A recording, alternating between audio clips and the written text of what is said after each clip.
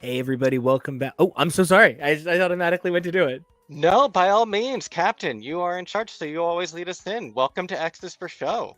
All right, well then let's do this thing. Hey everybody, welcome back to an all new X's for Show, your premiere show for streaming media content every weekend and Wednesdays. You can check the show out at X's for Show, and you can check me out at Nico Action on all your socials. That's NICOACTION. Always got to jump in first, I guess. All right, I'm cutting over to this guy.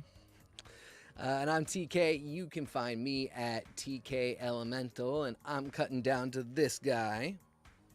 Yes, and normally I usually defer to these two experts, but we are on something that is in my wheelhouse today. I am Kevo. You can find me at Kevo Really. That's KEVOREALLY.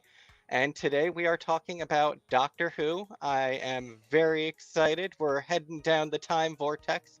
These guys are being kind enough to let me discuss one of my favorite sci-fi programs, and hopefully maybe one of yours. But I think one of the first questions we need to answer for anyone who isn't quite as experienced is what exactly is Doctor Who? And so we've broken down the premise into its basic structure. Uh, Doctor Who is the story of an ancient alien who travels through time and space, helping those in need with the aid of some trusty companions. He explores the cosmos in a time traveling spaceship called the TARDIS, which takes the form of an old blue phone box that's bigger on the inside. Armed with his wits and an assortment of gadgets, like the sonic screwdriver, he is a renegade from his people, the Time Lords, because of their ability to regenerate, completely transforming their bodies into a new form when fatally wounded. There have been many faces to the Doctor over the years, and with a fondness for Earth and particularly London and the United Kingdom, the Doctor has had dozens of companions along his journeys, with many coming and going over the years. That's it, pretty much in a nutshell. There have been a lot of different story arcs and narrative revelations in its 60-year history, Squid but robots. squid robots, weird arcs where there's different versions of the Doctor that are evil, but maybe those don't even exist anymore. A lot of different stuff, many different things, but in its most basic form, it is a Monster of the Week sci fi fantasy series set against the backdrop of history. And that pretty much is the history of Doctor Who. Did I get it? Did I stick the landing? 9.8? Well, the good news is if you didn't, you and the doctor can hop back in and you can make this moment exactly what it was always meant to be, because that's what the doctor is about: wish fulfillment, historical revisionism in a good way, not like a Florida way. Like, did you guys know about that Alan Turing guy? Yeah, invented calculators and a homosexual, that kind of thing. So I guess unrevisioning, but But plus aliens. Unrevision. but yes, Kevo, I think Yes. you did nail the immediate things you must know in order to consider whether or not you're even going to sit down to watch an episode of this. The only So, other I just want to say one other thing, and it's in like the why Doctor Who is so incredible kind of web. Mm. Doctor Who does something that I've always dreamed of doing that I think so few things do outside of comic books and soap operas. Doctor Who has the power to be 50, 60, 70 years into its canon, bring up children, recast actors, regenerate. Like, this is such a complex, magical canosity in conjunction with many eras of Doctor Who have expansive, bigger canon ideas, like the incorporation of spin-off material. Like at one point there were two spin-offs, Torchwood and Sarah Jane. And of course I was a big Sarah Jane fan. Hey, what's up, girl? And I am just, as a comic book fan, always amazed that Doctor Who is the closest thing television has, for my taste, to the density of Doctor Who. I mean, to the density of comic books outside of like Star Trek. Yeah, I think that's a really, really good point. That it has released so many episodes and gone through so many eras. I mean, the smartest thing these guys did so early on was come up with this idea of the regeneration, so they could always have a doctor and they could keep doing the show. That's such like a where capitalism meets entertainment in that way that creates something really cool, no matter how much you hate capitalism. The fact that they wanted to produce a product that could continue indefinitely, they came up with this really neat idea, and the way that kind of spun the whole show together still fascinates me to this day. And they had so many different ideas and hopes for it, which is why the regeneration was necessary. But at the same time, as much as what Nico is saying is true, that there is all of this canon and it is so deep and you can get lost in it, they do continually try to make sure that it remains fresh Mm-hmm. and easy for people to come into in Mm-hmm. such a way that you don't need to get too far into it. You don't need to fall into or study that level of canon. It's there for you if you love getting into it. But that's even part of what we want to talk about in this episode today, which is the ways that you can just easily come to it and pick it up a lot more casually than having to worry about. There's 175 episodes of just the new revival that started in 2005. Forget all the stuff that there was between 1963 to 1989. Forget all the books. Forget all the audio dramas. All those things. There's so much, and it can be so overwhelming.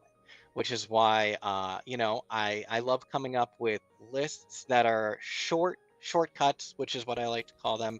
At whatever level, whether it's cutting a series in a third, or this list, which is 6 quick episodes to tell you if, this series is even for you, which we will be showing, shortly. We will be discussing the choices that are made for that list, as well as, different episodes that we feel would be good for a new fan to watch, or just things that are cool and exciting and really represent Doctor Who. So obviously, there will be spoilers. Where's my red alert?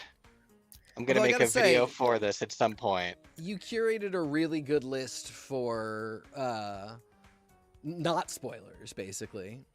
I try, and I Yeah. appreciate that. And in case anything does come up, though, if we want to give the blanket spoiler warning. But first, we're going to talk a little bit more about ourselves and our own experience with the show, with our big question that we start every episode with. This episode is going to be what brought you to Doctor Who, which is just, you know, as usual, broad general question. What was your experience with the show? What are your favorite things? Anything you want to say about why you're here talking about the big blue box? I mean, I was raised in fandom and nerd culture, so I just sort of always knew what Doctor Who was. I don't know that there's a point where I was ever like told, "Oh, that's what Doctor Who is." I read Wizard magazine. There was always like references to Doctor Who in the letters pages of old Marvel comics, and I was lucky enough to have, access to my dad's collection from the 60s, 70s, and 80s. So I grew up reading the stuff that's still not even reprinted. And I had the letters pages, and those letters pages are wild. I wish they would just do books of letters pages because they're that wild. But I so feel like there's starting to be a market for that, though, legitimately. yeah, I am the market. The market is me. You are the And market. I, think that Doctor Who is something that I was lucky enough to really have a strong understanding of growing up. But as far as like what's my Doctor Who, it's not cute, but I'm not an educational show guy. Um, that's not me, and I know that's a Sure. problem when I'm an educator. But what I am is a guy who really appreciates cleverness and an adventure. And Doctor Who has cleverness and an adventure in 4 suits and 13 cards. It's just a deck of ridiculous with the Doctor every time. It goes way too silly for my liking and gets way over dramatic for my liking, which good. It actually pushes me to some places that I'm not always interested in going. And I go every time because the storytelling is so crisp. So I guess if you're asking me like what I love about Doctor Who, it's that it's challenging. It's that it's not always how I see the world. And I think that's even part of the Doctor's point, isn't it? Like see the world differently. Like open your mind to this other universe. So yeah. What brought me to Doctor Who was like literally it used to be on before Battlestar Galactica on the Sci-Fi Channel. Like that was the thing that aired, and Yes, we it kept was 2006. exactly, and we kept my partner and I were just getting together at the time, and we would watch Battlestar Galactica together every Friday, and you know Something like that. we would get to it few minutes early and constantly see little flashes of Doctor Who. And, you know, of course, we knew enough to know that there had been a Doctor Who in the past, that this was a revival, but neither of us really knew anything about it or had been super interested.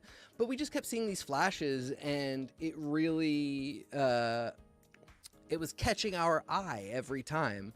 And so we got to a place where we were looking for like a new show to watch together.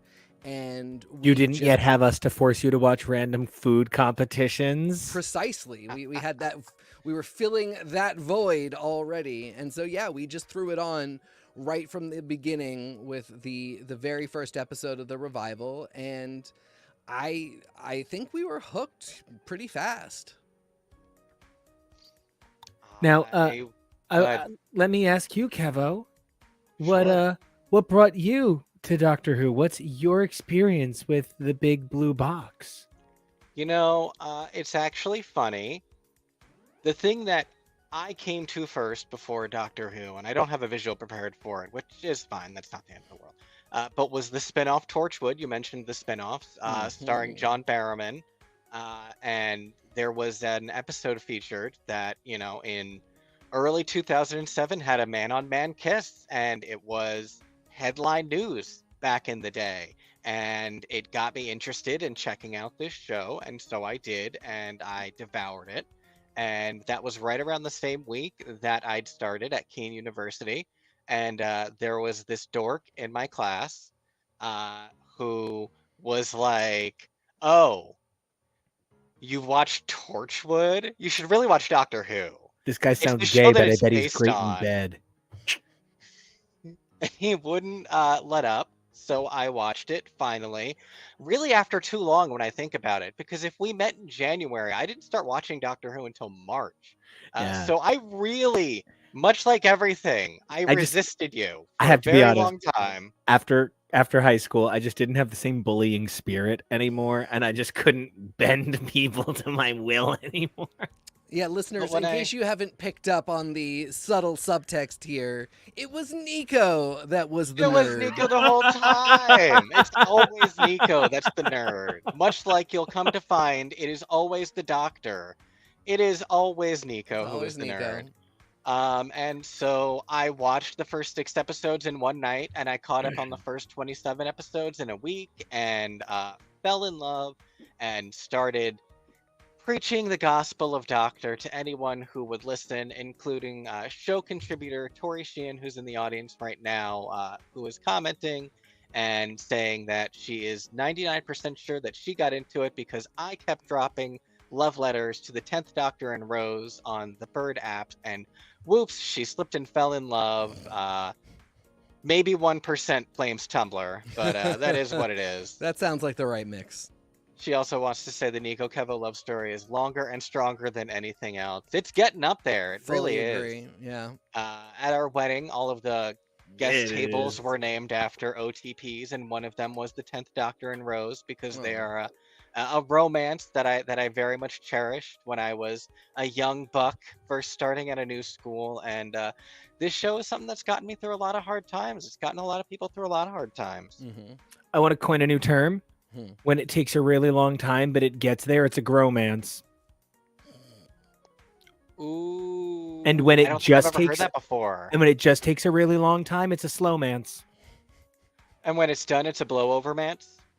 I agree. And if Mm-hmm. it's an on the go mance, right? So this is just devolving. We're just RuPaul at this point. You're stupid. I So need a rhyming dictionary is what I need. all right. Now, Tori Kevo, approves, though. That's all that matters. you said a lot of your history, and I really love that. But as you're the guy who dresses as the doctor, got partially married, you know, in all doctory things, you know, our great doctoriness and to our love, wonderful. But what is it that you love about this show? What keeps bringing you back, showrunner after showrunner, iteration after iteration? Um, the diversity of potential, genuinely, to put it into a nutshell, the diversity of potential and potential diversity, all of it, because like as much as I have been falling into the Star Trek fandom lately, and I'm loving it, and I am learning so much of the history, loving it.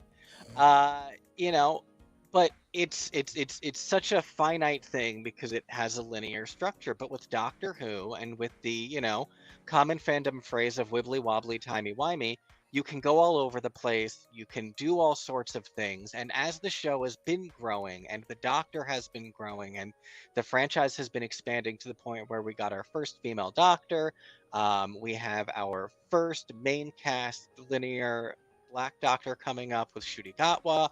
We have so many different things that we can do with this cast and with these stories, because you can go backwards in time, you can go forwards in time. There's so much potential for different stories, and all it could all be standalone, it could all be a narrative structure. I really love that about it. For as much as there is the base core, you can still stretch it in all of these different directions and do all these different things. I'm part of another podcast called The Traveling TARDIS, where we talk a lot about, favorite episodes or things that we love about the show, things that we want to see. We talk about like potential spin-offs, because there's so much spin-off potential with all the different things that they introduced. You could have literally just an anthology series where every episode is a different concept and a different thing. Or you could do an entire series based on so many different things. Um, you see it coming up with stuff like Star Wars, where they are building this franchise of all the different concepts. I really think that the returning showrunner Russell T Davis, who was in charge when we were kids, um, he wanted to do something like that, but back in 2008, that wasn't real. We didn't have social media. You couldn't do that. They tried putting webisodes on like Nokia phones. That wasn't happening. But now you can do so many more things like that, and it has so much potential for that. And I think all from this one show that's really cool. Mister, you're in charge. Oh, I'm in charge. Well, you were. What do you think? Can I show my list yet? Is it time to? Yeah, I just if like if the Academy Awards start giving away Best Picture at the beginning of the show, no one's gonna keep watching.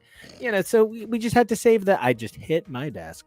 We had to save the amazingness of your incredible list, but I The do work. also just want to share number one. So this is my normal background. This is like my favorite place in the entire universe. This is my favorite building on Earth, probably. And oh, thank you, Kevo. I really can't think of anything I love more than Asbury Park. And one of the things that's so cool about Doctor Who is it's not weird that Kevo just sort of photoshopped in a TARDIS into my background, because that's sort of what Doctor Who is about. It's about your favorite places suddenly interacting with the Doctor and history and time, and it's just special.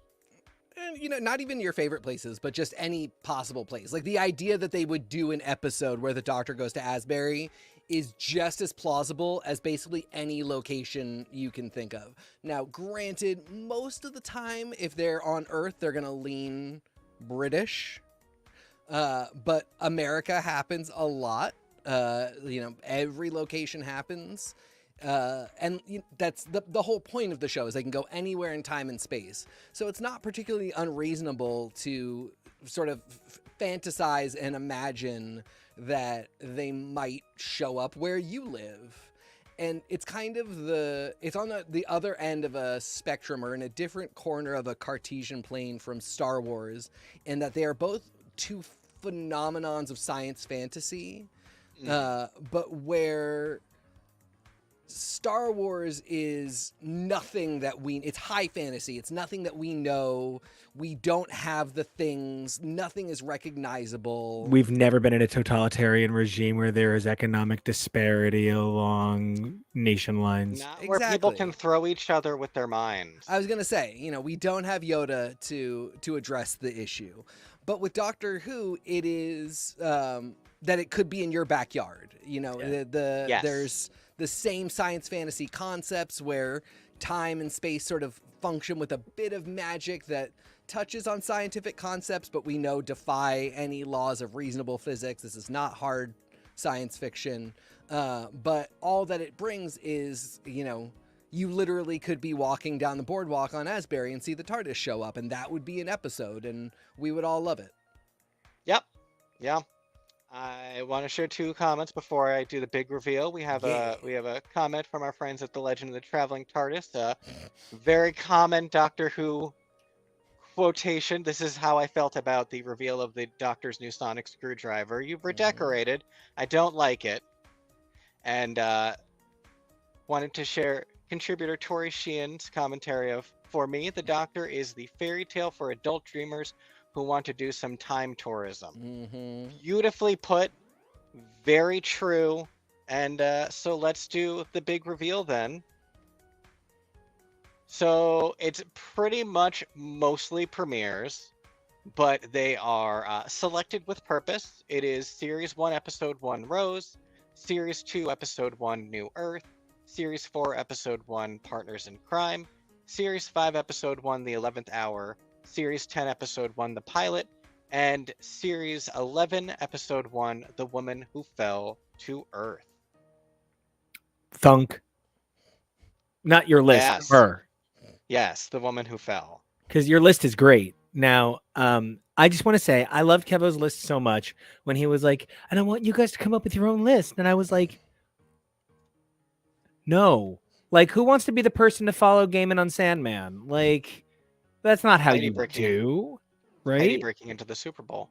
Yeah, it's the Heidi Bowl, and so I would rather say I think Kevo did such a terrific job, I can't even speak.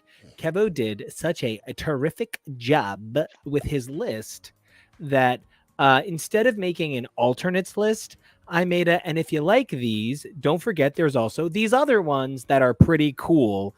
And here's why these episodes show a sort of different side of the same super cool Doctor Who coin. Because I'm sure at some point they've done commemorative coins. Ooh, or badges. They love badges over there. They call buttons badges. They do. Okay. I meant them, not you. Yeah, I mean, what do you even say to that? I think it's also worth noting, though, Kevo, when I was looking at the list, I don't pay attention to numbers as much as possible because they scare me.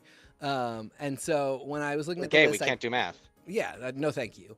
I just pulled up the titles and the Wikipedia entries, and you did pick series premieres or season premieres, as we tend to call them, but those are a little bit less relevant for Doctor Who than the episode after a regeneration.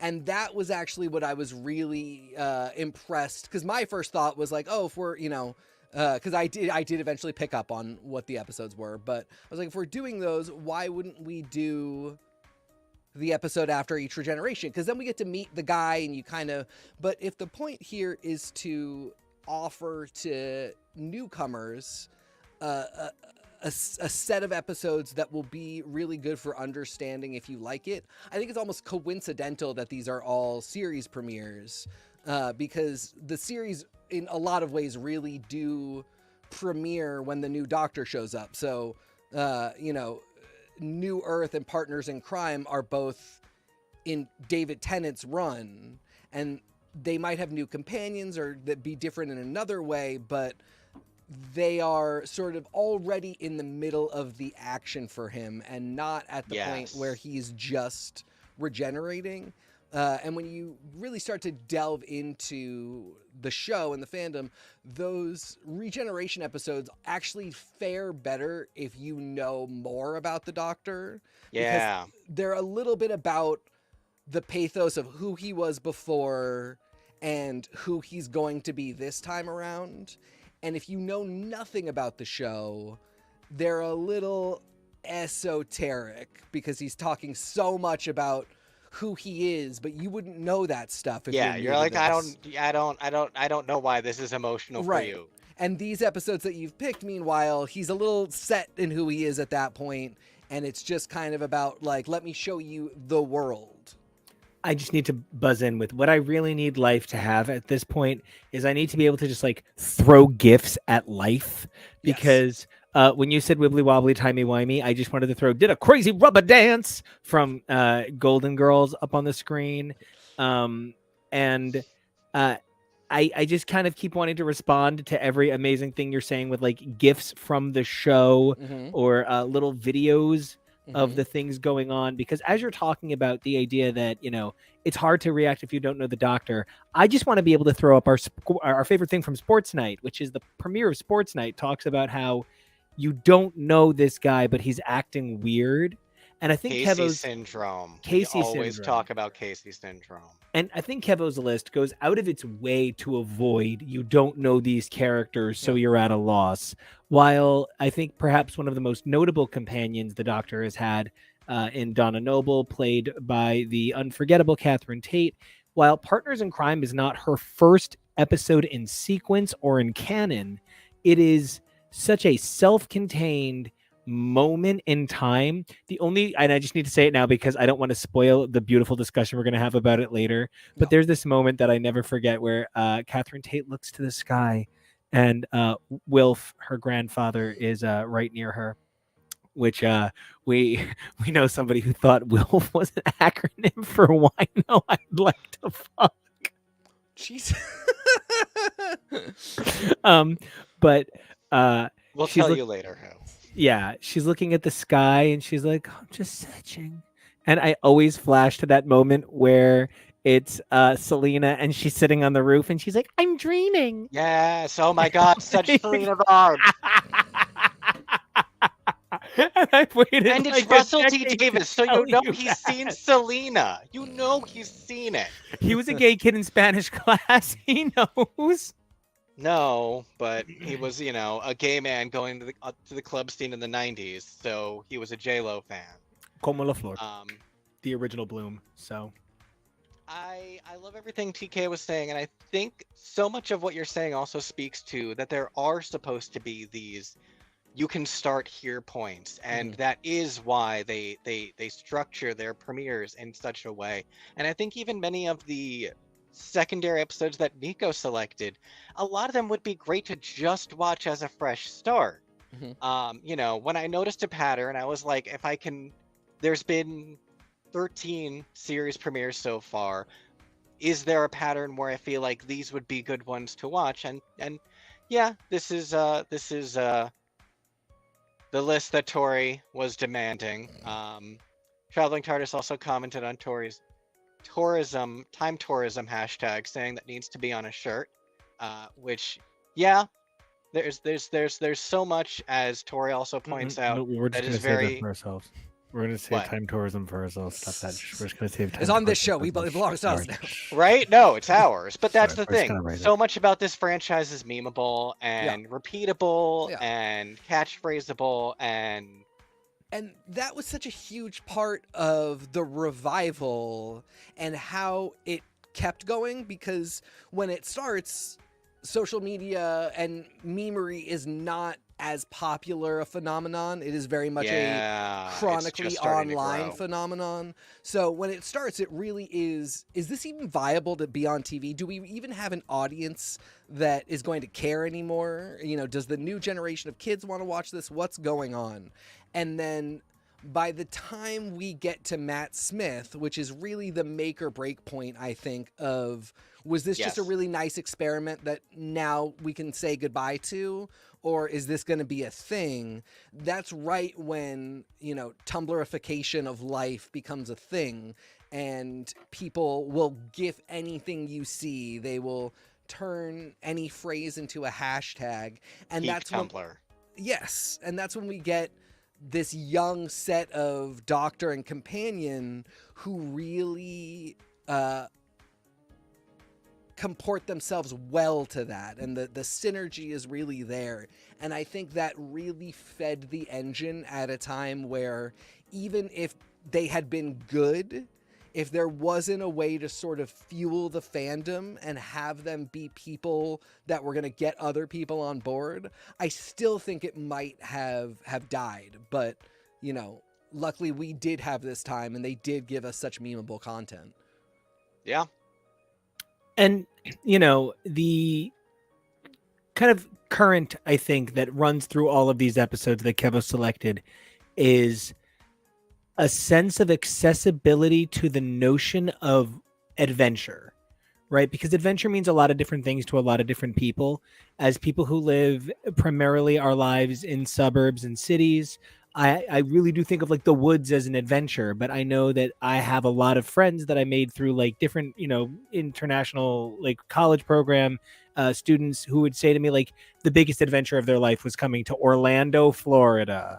And I'm like, I enjoy Orlando a lot, but I don't know that I would call that the biggest adventure of my life. And they're like, yeah, I mean, I see I see the Eiffel Tower every day, and but now I get to see this, and I'm like, oh, okay.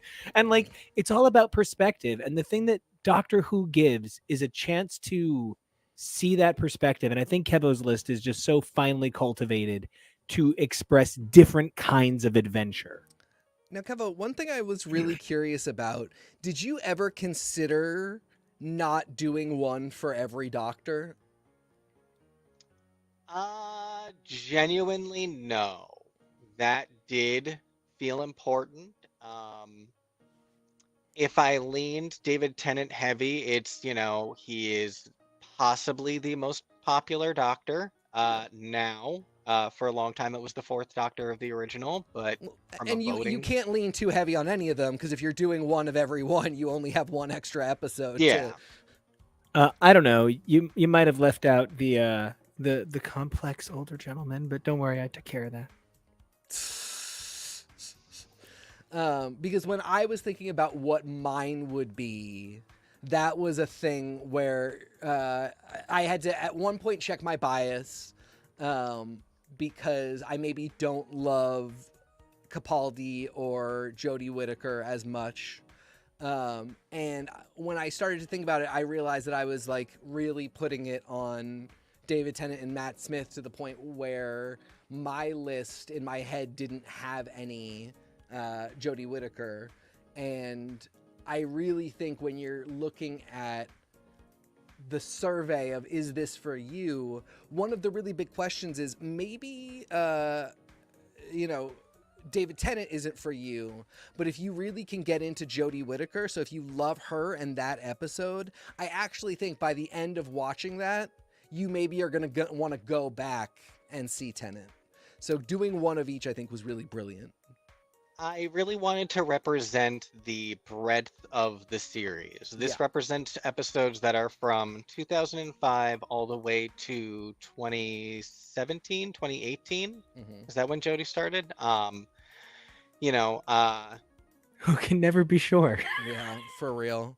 I do think it's Yeah. 2018, but the pandemic has fried my sense of time. Exactly. But I wanted to show, that the way that it is different from the variety of actors, producers, years, budgets, all these different things that affect the show. I really feel like there's value to be found in every Doctor in every era. The season that I selected the episode from for the 12th Doctor, I hate half the episodes of that series. Literally, the 3 episodes in the middle, I find so annoying and such a waste of an amazing companion. But it's up, it's down. It's a show that goes through a lot of different eras. I think one of the lowest points from a storytelling point of view was when it had its peak viewership during the 11th Doctor. I hated Series 6 and almost quit the show. I have never I felt that way did. about the show since. I came close in Series 8 with the 12th Doctor. I never really came close with the 13th Doctor, for as much as a lot of people complain about her era. I never came close to quitting. I didn't think it was stellar by any means. I feel like there were a lot of flaws, but I thought there was a lot of fun. I loved her performance and I loved the actors in it. So I feel like this is a show where you can be into, come back to, you can find your place, you can find, your doctor and the episodes that really speak to you. Um, Well, I want to start speaking about those episodes. sure. Let's Yeah, as crack open Rose. As traveling TARDIS Ooh, showrunner asked, Christian Basil asked, these are supposed to be the gateway drugs. Yes, I'd call them the keys to the TARDIS, Yeah. perhaps. But yeah, we were talking about the start before. Let's start at the very beginning. Well, Rose is the story of a young woman living in London. She's got a cute boyfriend. She lives with her mom. Kind of a typical lower class type life where she works in a shop. And then one day she encounters the doctor and all these crazy hijinks and shenanigans. And yeah, this was where it started. It was really, really, really super low budget at the start. Not just because it was giving a new start to an experiment, but also because it was 2005. So I think there's a lot of stuff in this episode that can be really hokey and hard to watch. The shop window dummies that come to life. There's a lot of cute tricks that they try to do to get away with things. Hold on, no, Kevo, you're being very sweet, but this has the exact same production quality of you can find it at the market. I'm talking about flea market. Like it is A little literally that better. production quality. It's a So little better, barely. I do think it is a little better because I will say the thing that really turned me off to Doctor Who prior to the revival was that it was so obviously low budget. Like really, I almost thought they would have been better off being on a stage and having it be like a play and just having cameras there rather than attempting to even trick us into thinking that these are not cardboard sets all the way through. Which Um, I'd love. yeah, and now I'm very charmed But by not it. the point. Yeah, and now I'm very charmed by it. When I was a kid, that really I just couldn't No, I'm get saying I into would it. love your stage idea. I would Oh, love that. yes, thank you. But yeah. The first thing I felt like when I saw the new one was, okay, they gave them the $5 more that was necessary to make this from so glaringly low budget I can't see anything else to like very clearly low budget, but we can work with this. We can tell a story. We hear that the rate of inflation since we last made an episode of Doctor Who is 211%. So we are going to give them an additional 211 euros Yeah, exactly. this And they week. use those euros well. The fact that they were able to get Billie Piper, who was not yet a global mega star, but that they saw But she was her a star over value. there. She was Yeah, a she pretty This big. was kind of Just, well, I said you global. once described this to me as though they had gotten Mandy Moore to be the companion on Doctor Who. And Yeah. that's always really stuck with me, especially when I've seen some of her music videos. Mhm. Yeah, okay. Mhm. And now look at Mandy that's- Moore being America's Billie Piper. But really, that was such a wild thing, and a lot of people were really nervous about it because that just seemed so crazy. But she gave such an amazing performance. The moment where you see Rose run into the TARDIS for the first time, and it was the first time Billie Piper was the Mandy Moore. I was literally typing this. Yeah, no, Tori knows it. Tori's The the moment best. that she runs into the TARDIS for the first time, they were for the first time able to do a decent effect of someone running into the TARDIS, and you see her face, and they play this music cue that will later become such an important piece of music for the character of Rose. When she, spoiler alert again, departs, everyone leaves, everyone comes back, or not, you'll see. But it's such an amazing moment, and when they're trying to express the grandeur of this set, it was such a hard thing to be able to do way back in the day. And in 2005, it wasn't much easier to the point where they have really spent so much time and energy just evolving, illustrating the bigger on the inside concept. Uh, Could you just go back one slide real quick?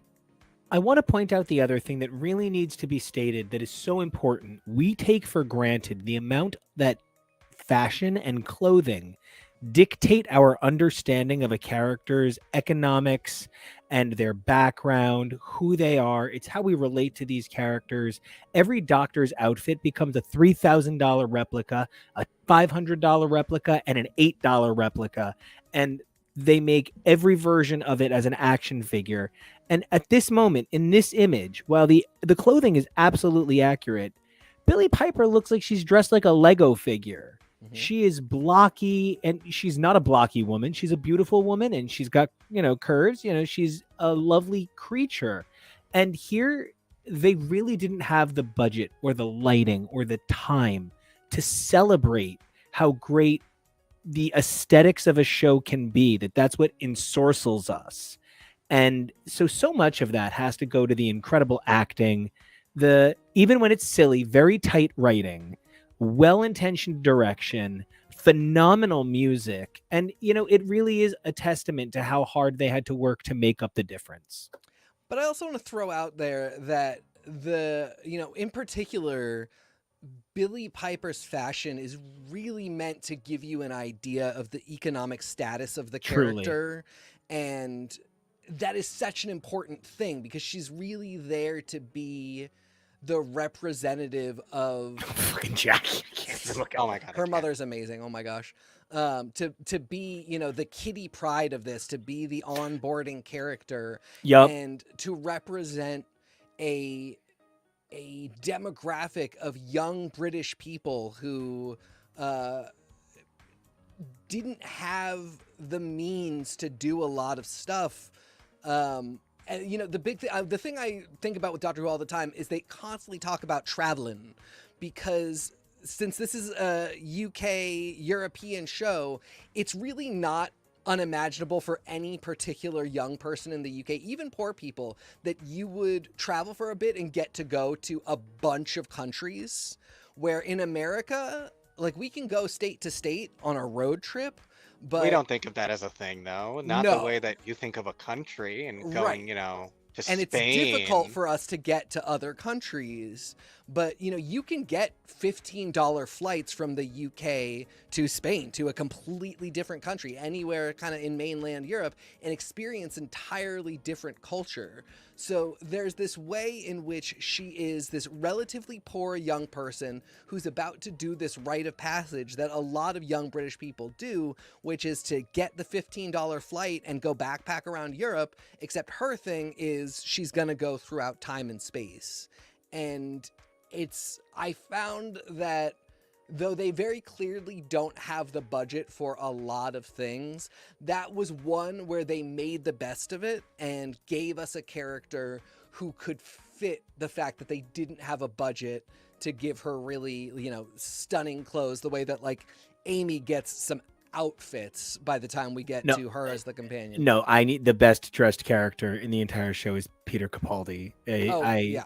100%. That man is dressed. Oh my god, I can't even feel fathom. Like that's one of the ways in which the show benefited from its low budget in early seasons, though, especially in the first series, where I do wonder, especially when you, to jump ahead an image, see Rose in her next series. She's a lot more fitted in something that's, a cute top.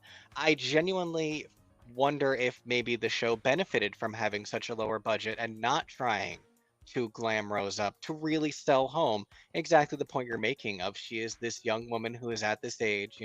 Rose herself as a character who didn't finish school, who doesn't have a lot of money, who probably isn't going to be doing the amount of traveling a lot of kids her age do. And as Tori points out, the thing about Rose is she's not special. She's a normal human, and yet she is special, and that's what makes people want in on this show. Yep. So many of the companions are meant to represent the everyman. Not every single one is, but so many are, and they're meant to be more accessible. And it's lost my train of thought. I'm so sorry. Someone else jump in. No, you're Uh, good. It's you do get like the two that I think about most are Rose and Donna, who are supposed to be kind of lower class, not particularly cultured or worldly, but with very specific and strong personalities that will lend themselves to interacting with another person. But as you said, this isn't a universal thing. It's not every single companion has to be the everyman. The second companion for this revival, Freema Agyeman's Martha Jones, I think, we get the idea pretty early on that she comes from a wealthier background. Yes, That she's a medical student, so Yep. she can afford to be a medical student. Yep. And she's a medical student, so she's also very educated. She's she has a job where she's going to be a doctor. So Her cousin worked for Torchwood. so it's not necessary that every companion be the everyman. And again, I think that's a really brilliant touch. I think it's great that they can always go back to that and onboard new people. But because they have such a wealth of options and the sort of established background of having a lot of different companions, they can give us a doctor who meets the doctor, and that works just as well. That's just as compelling of a companion. Yeah, So- Tori points out about Martha that her parents go to galas. She's Right. a solid middle She's class. solid middle class. Yeah. Probably up. So I actually want to point out that one of the things that I love this episode for doing is giving you a sense that Rose is this new baby girl and she's just jumping into the doctor's crazy world. And like, I use the term baby girl because they go out of their way to show that she is also treated the way she is because she's a young woman. Yeah. They And hit that she's so- 19 a lot. And but also the ways that she's treated as secondary for being a woman. Like she's not the same sort of, oh, she's got so many options that a man might, and that's, I think, a huge part of her story. And they even picked an actress that looks so much like her for her mother, so you can literally see she will become her mother. And I bring all that up because by the time you get just a few episodes into the series, one of my favorites, Dalek, which I had the amazing opportunity to talk about on the wonderful and previously mentioned Traveling TARDIS. Super great show. Always amazing when Christian has us on. Thank you so much, right? Of course, Kevo's way more involved. But Dalek is where the doctor has no choice but to listen to Rose because she makes way more sense. And yeah, this guy's way too hot. Yeah, these were for you. These pictures were specifically for you. But I totally forgot that, dude. Yeah, right. But I think, that within 6 episodes, the doctor is like, man, let me listen to that woman. She's so intelligent. She is someone I respect. And I also have a soft spot for Daleks. I love horrifying murder monsters. Not real ones, like real people are gross, but like fictional magical murder monsters, that's adorable. and these guys especially, they're covered in armor, but they've got a really scary little Cthulhu squid on the inside. That is so you. It should only have a mouth with sharp teeth. It's got but like one coming eye out of though. its fingers.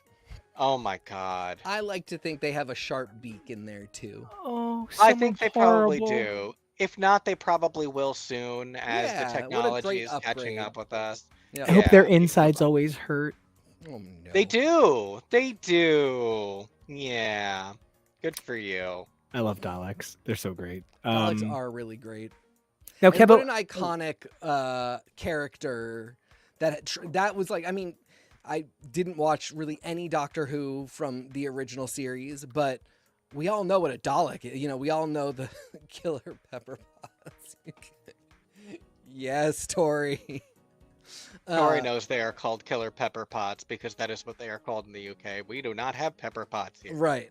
Unless it's Exactly. Gwyneth Paltrow.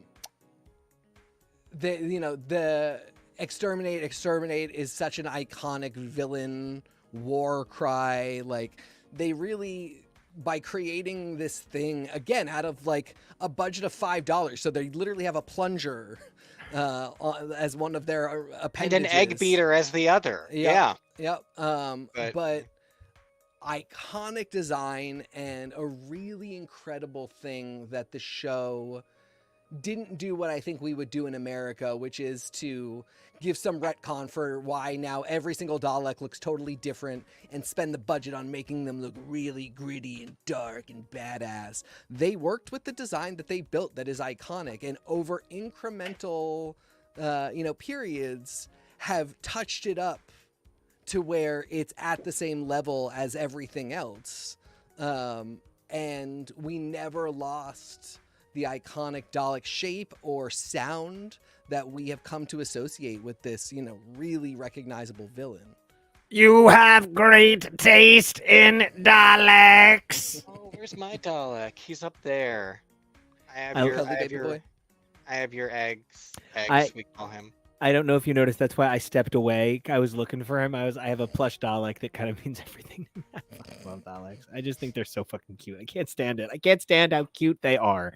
They're adorable. They I just agree. look like little Disney parade floats that Mhm. just want to kill. So it's a little bit more Tragic Kingdom than Magic Kingdom, but it all kind of works together for me. And they would Um, also prefer that you don't speak. You are entering my spider webs. Hi, He's cutie not pie. quite picking up, but Oh, he you're gonna carries kill our me. pride Oh. flag. His name is Yeah. Eggs because he says His name's execute. Eggs terminate. Yeah, eggs terminate. Thank you. I can't believe I said execute like the Pokemon. I'm I just was having. gonna say that's a Pokemon. He's It's a gonna get you Pokemon. for that. I hope he Yeah. does. He should punish me. He's a sweet little dog. He's gonna just poke me. Oh no, you hurt me. Right. Punish me, Pepper Daddy. So I want to ask you, Kevo, how do you feel Yeah. about the inclusion of Dalek on the list? My list, the not your list. That is one that I absolutely think really does work as a standalone. Would you like this show? It really highlights the drama. It was such an important episode early on for understanding Daleks as a concept. Introduce them singularly and show what a great threat a single Dalek can be. And then you start doing hordes of Daleks, because if you hadn't done a single Dalek episode first, I think it maybe would have been harder to sell the stakes of single Dalek episodes later on. But yeah, so much of this could really be you watch this cold to tell if you would like the show. And for what it's worth, my I was like, well, what if we had a Dalek episode? Mine was Asylum of the Daleks, because I thought kill two birds with one stone and give us Rory, Amy, and Clara. So we get a real smorgasbord of companions plus the Daleks. That said, Daleks love killing two birds with one stone. he's so efficient. I would love to watch those back to back, because that is one of those things where I feel like that does so represent. Yep. Those are almost 100 episodes apart. Not Yep. quite, but very close to be. It's at least over 90. And so watching this episode next to one that has like a Dalek parliament, a planet where all of the insane Daleks are sent, and it also kind of plays with the idea of the canon of things, where, concepts are introduced and then perhaps erased, and it shows the ways in which the series can be ephemeral while having continuing threads and themes. Yeah.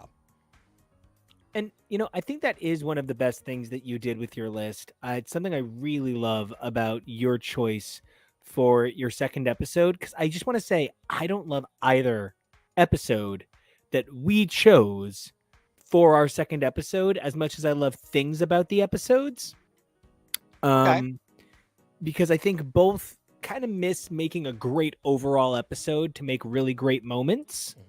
But that's kind of what I meant in the first place. Every episode of Doctor Who doesn't have to be for you to find something fantastic in it, or to be able to be like, you know what, I can tell you like this kind of storytelling that is so successful that one of the most successful sci-fi shows of all time has multiple episodes I can point to like that.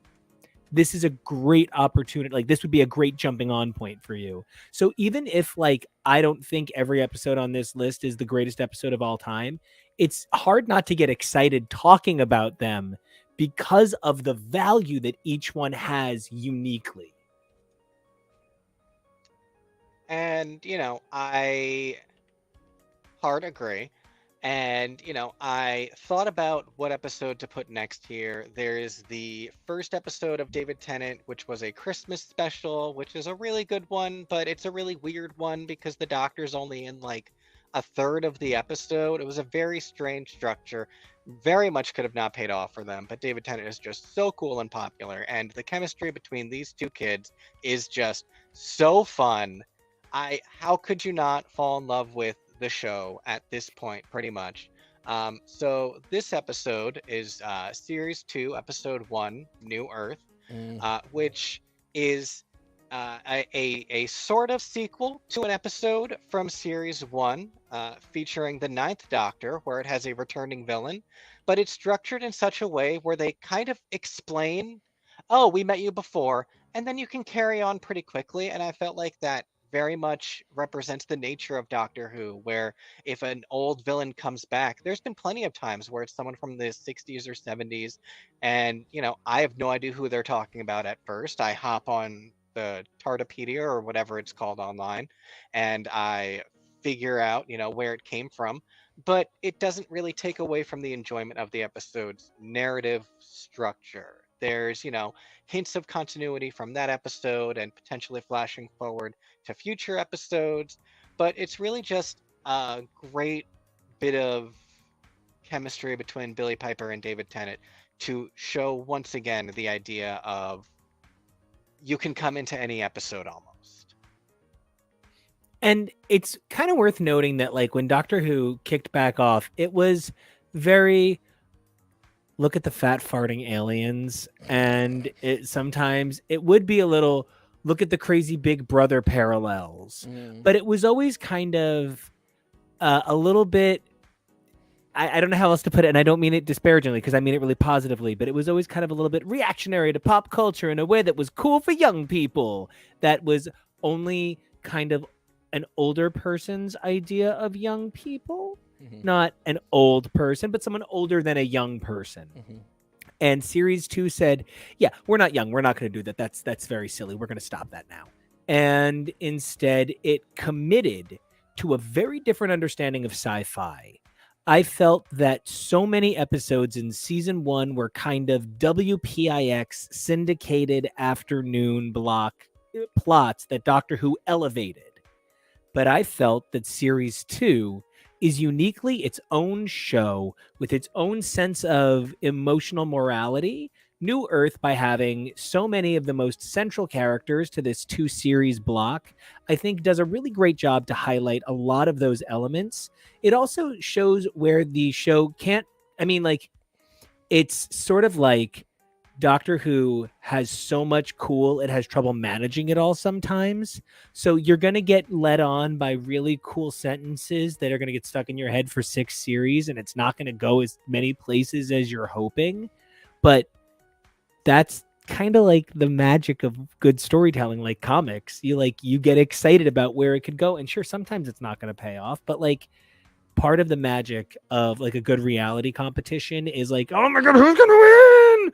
And when you watch it all in a day, it's not quite as yeah, like Tori, bad wolf. I am the bad wolf. I am your bad wolf, and I fucked her.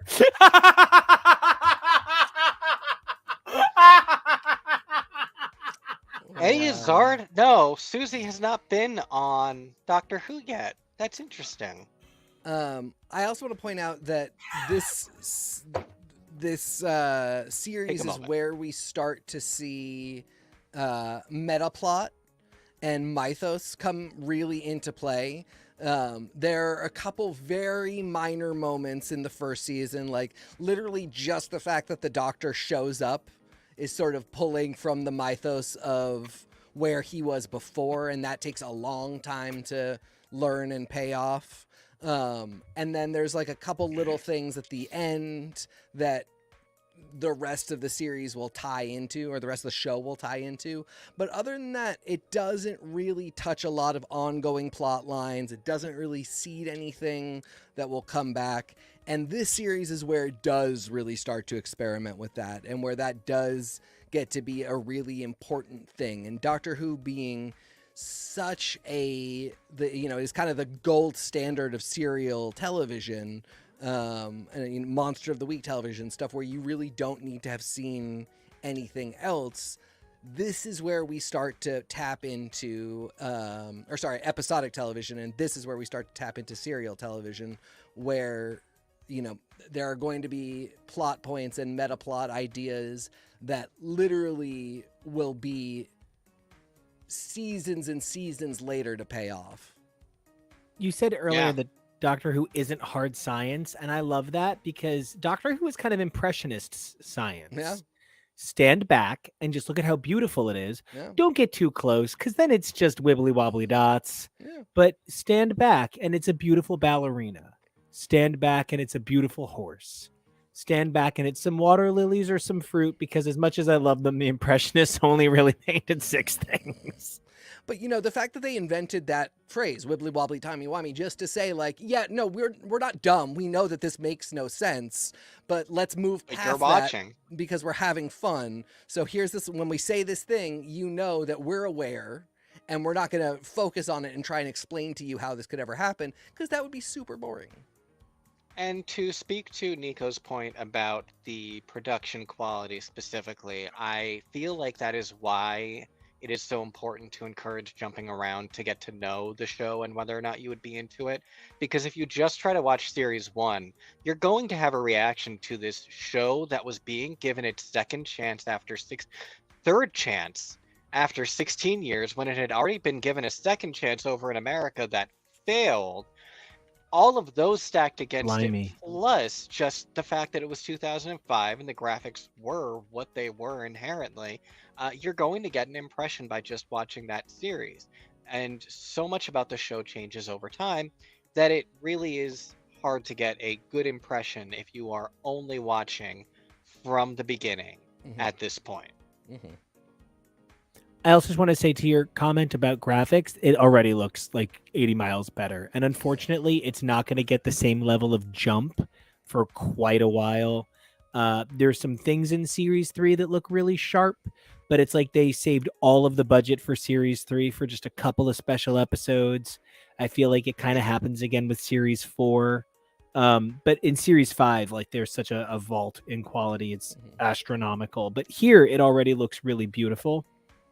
Well, but speaking of Series 3, you had an alternate suggestion for a 10th Doctor episode to go against this one that is from Series 3. And so speaking of wibbly wobbly timey wimey, I get the kind of episode that coined the phrase, Blink, This Series is on 3, my list, episode too. 10.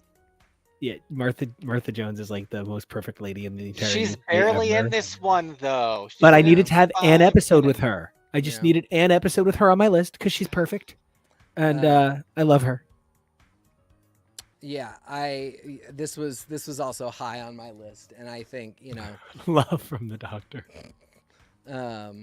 Carrie Mulligan before she was Carrie Mulligan, what a treat. And this is the episode that, like, when people tell you, if you want to know what makes Buffy the Vampire Slayer so amazing, watch Hush.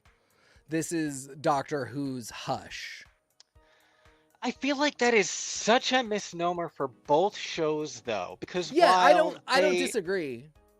they are definitely pinnacles of the show, and they really illustrate a lot of what the show is and what the show can do.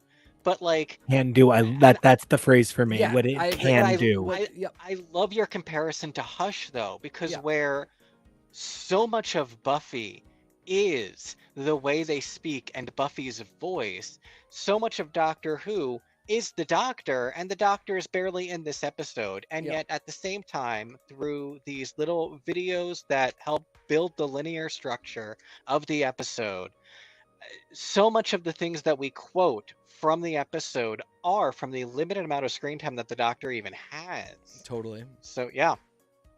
And I just think that, while this is not one of my favorite episodes, like if you want this episode, it's my choice for my next one, which is like one of my favorite episodes of anything ever. But I think one of the things that makes this episode worth watching, even if you're not a really big this episode person, what makes it worth reinvestigating is Blink offers you the opportunity to recognize how so much of Doctor Who is actually just classic sci-fi storytelling. You actually don't need it to be the Doctor. It's any time traveler who's encountered these people. You don't need it to be these people. So then it becomes the mark of how do you make that story interesting? One of the things that we need to compare Doctor Who to comics again for is how much Chris Claremont and Doctor Who sort of borrowed and gave to each other over the years. Yeah. And of course, the famous story of John Byrne said that he was going to stop working with Chris Claremont because Chris Claremont kept stealing ideas from other things. So he was going to come up with a story all by himself, and he came up with Days of Future Past, he claimed. And then a couple of years later, he was at a con in England and put on an old Doctor Who that he remembered, and it's like literally the plot of Days of Future Past, and he like publicly apologized in an interview. It's very funny. But one of the things that I think you need to point to is like Claremont recognized that the Doctor did not play with American audiences because he was kind of a soft boy. And like, that's okay, but he's a little too soft for the American male who is identifying with He-Man for I have the power, right? Anybody who needs to see a really fascinating thing about that, go watch The Toys That Made Us. But the thing that Wolverine does is Wolverine becomes the Doctor, and he brings on a young female companion. And it's Kitty, and then it's Rogue, and it's Phoenix, and it's Jubilee, and it's all of these different women. And the thing is that it's actually just iterations of that same partnership. This episode for me highlights the magic of this iterative ability to express character and idea through storytelling. And I think by recognizing the ways that those tropes, sort of lone wolf and cub, this Doctor and companion, this is really Mandalorian in some ways. And they just go to a different planet. And any episode of Mandalorian where it feels like the background characters are stealing the show, that's just a Mando Light episode. And that's what this is. It showcases the universality of the idea that Doctor Who is based on. Science fiction is science reality, is around all of us, and could happen to us at any time. And that's the magic of Blink, even if it's not your episode. Nailed it. I just, it's a really great piece of art. Yeah, It is. To talk about it anymore would be like really dissecting it intellectually, which I would kill to do. But this isn't even on the list technically. No, the but only thing to further say about it is that it was built around a concept that had to be created out of necessity. It was part of what has become known as the Dr. Light episode of the series to facilitate with the amount of filming that the Doctor is required to do starting in the second series. They came up with a concept of Dr. Light that sometimes even carried into Dr. Light and Companion Light episodes where that gave the actor time off so they could do more filming. And like, isn't that something you've told me about Rick and Morty? Not Rick and Morty. I'm so sorry, not that show. Solar Opposites, which I'm excited to watch. That there's like a Solar Opposites main plot light episode where they kind of pivot to these side plots just for this episode. And like, I can't help but think that that's sort of an echo of the experience that growing up on Doctor Who informed these showrunners to experience. It's a feedback loop. I get it. But I just need to say that I had to put on the sexy briefs and do like a real cute dance to make sure that this episode made it onto the list. The next one? Yeah, I wrestled another episode off. I did the sexy dance. I did the flexing. I poured milk on myself. And let me speak on those alternates first then, just because originally, in my heart, the episode that went on the slot here next was Series 1, Episode 1, Smith and Jones, which was the first, what did I say, Series 1? Series 3, Episode 1. Smith and Jones, which is the first appearance of Martha Jones, whose first interaction with the Doctor is this adorable, whimsical thing right in the opening of the episode. It introduces the Doctor's grief suit, which is blue with a red tie. It's got the Doctor and companion on the moon. I love Martha. This was the series that I started watching the show live, and so I Martha had such a hard job of being the next companion after the one who'd been on for 2 seasons left, and I think she did such an amazing job. David was clearly having fun in the role by this point. There's this moment where she says the classic, "It's bigger on the inside," and he ad libs, mouthing it along with her because he had just started to, as you know, we think of it now as Robert Downey Jr. embodying Iron Man, but Yeah. these actors really come to embody their doctors, Yeah. and I think it was such a great one. But it was also right on the heels of series 2. It didn't really have the same jump in production quality. So instead, the episode that is on this list is series 4, episode 1, which is Partners in Crime. It features the return of a character who had only been intended to be in one episode at Christmas, the Runaway Bride, set between series 2 and 3, which is another great starting point, to be honest, and features the return of Catherine Tate to the TARDIS as a character who's just sort of lost and not really sure what to do with her life and regretting not deciding to travel with the Doctor. Pictured here is the two of them on opposite corners, just continually missing each other. This is the scene that Nico mentioned earlier, the wino up on the hill, Donna's grandfather, and her telling him, how she regrets it, the Doctor alone in the TARDIS by himself, and just these two kids. So my favorite story, maybe on the planet, is that Donna was never intended to be a major companion. She was in the one episode, and then there was going to be a new companion in series 4, and a production producer, someone on the TARDIS team, was having lunch with Catherine Tate, and she could not stop talking about how much fun she had, and that producer had the gumption to email Russell T Davies and be like, "I think we could convince her because to she do a was whole kind of a series." bigger star than the show. She was in her peak comedy era in the UK. She had had this long-running sketch comedy show. She was really a household name throughout the England, and It's why they had her in that episode. Yeah, that was like Catherine Tate a such almost a big comedy favor. name. Yeah, Yeah. like, if she shows up and does one episode, it might give us a little boost. But of course, we wouldn't even think to write something for her that she could continue in because she's Catherine Tate. I'm trying to think of like a major American, like a Mandy Moore comparison I was like, for this. Jennifer Saunders. Oh, right. Robin Williams. No, that's not But I mean, Catherine Tate.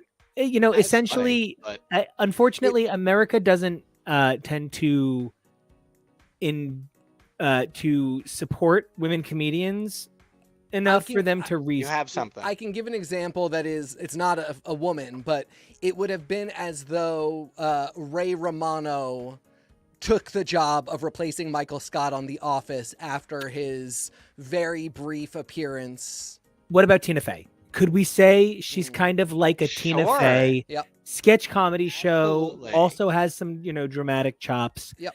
And that's even what's interesting. He was like a new baby with Billie Piper, who was kind of like a new baby herself, becoming who she was. And then Freema Agyeman just has such an unbelievable seriousness to her for all the ways she's funny. But then these two were the class clowns. Yeah. And this was the two of them blowing bubbles in the back, being like, yeah, well, what you gonna do about it? The class clown truants, who for the most part just want to laugh, but if you push them, they both have such dramatic depths, and they both get the opportunities to shine in both those regards. So much of this series was such a victory lap for Russell T Davies as the man who pioneered getting the show back on television. At the time, we would have known him best for creating the British original version of Queer as Folk, where instead of the Michael character being obsessed with comics, he was obsessed with Doctor Who. For which Russell T Davies should still maybe go to prison, but we'll set that aside later. Different time. We all do things. I Was it really, untrue? Was it untrue? No, sir, it sure was No. not. because the whole cast of Euphoria is in a Oh my Oh, God. And that's absolutely now. jail. Absolutely jail. Jail forever. Now, I just want to say one thing that about all of this is actually such a great jumping on point because it shows how strong the Doctor has become in trusting people. If you're using this list, the Doctor rejects Rose in many ways in the pilot and feels compelled to work with her. Mhm. He needs her in New Earth, but that's obviously like there's something there and it's cute, right? It's that slow gromance. Here, this is best friends. This is best friends immediately, and you can see where they're so perfect together. Like it, I talk a lot about perfect television runs. This is one of them. Like there was something unbelievable about every Saturday Kevo getting to my house and like pulling out his laptop and being like, okay, I downloaded it. It's time to watch right now, and like being so excited. Which is why my counter pick is kind of the opposite. Yeah. The One thing I want to note on my episode first, though. There is definitely one of all these things, and there's so many different points where I'm like, yeah, continuity, whatever, it's whatever. There is one major thing in this episode that alludes to the disappearance of Rose and the potential future of her. That is sort of the thing that was keeping this off of my list originally. But yeah, it the way that it references back to her departure, the way that it references even Martha's departure, while not having to focus too much on it and try to keep the story running. At this point, as Tori points out, he just needs a mate, not two mate. Yep. And it was just good. I was gonna say, even though they make that joke, he says, "I just want to mate," and she hears it as "I just want to mate." Funny joke, perfect example of their chemistry. It's tough because the Doctor is too old to have a romance with any human. But if we set that aside, like the other stuff on Queer as Folk, David Tennant and Matt Smith have such chemistry with every single person they come into contact with that no matter what happens, there is always a little bit of will they, won't they. There's always a little bit of romance. There's always a little bit of what if this companion or this guest star just let David Tennant sweep them off their feet. And Catherine Tate is the first one where the chemistry is entirely platonic, but it is like stronger even than any of the romantic chemistry that they have with every single other person. And it is just so next level that they are supposed to be together in a way that is, you never for a second are like, but should they date? You are like, but should they keep making me laugh forever? And the answer is yes.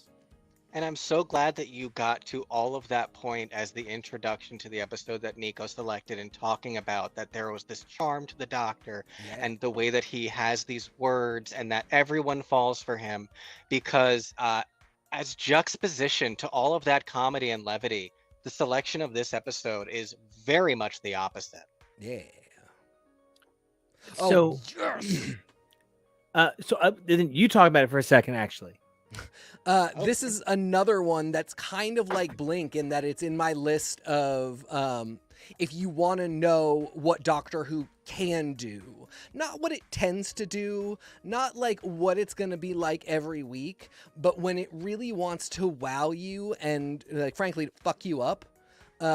This is a unique episode. Doctor Who has a shocking amount of horror elements and horror tropes, but it is of course still a kid's show and they never do anything that is like gory. They never do anything so horribly disturbing that you're like, yeah, I'd see that in a Saw movie. But every once in a while, they pick up a horror trope and give you something that universally for all ages is scary, but is still safe for a child to watch, which is a miracle to do no matter what. Doing that ever is phenomenal. That Doctor Who can do it relatively regularly, like usually once a season, absolutely once a Doctor, is such a phenomenal achievement.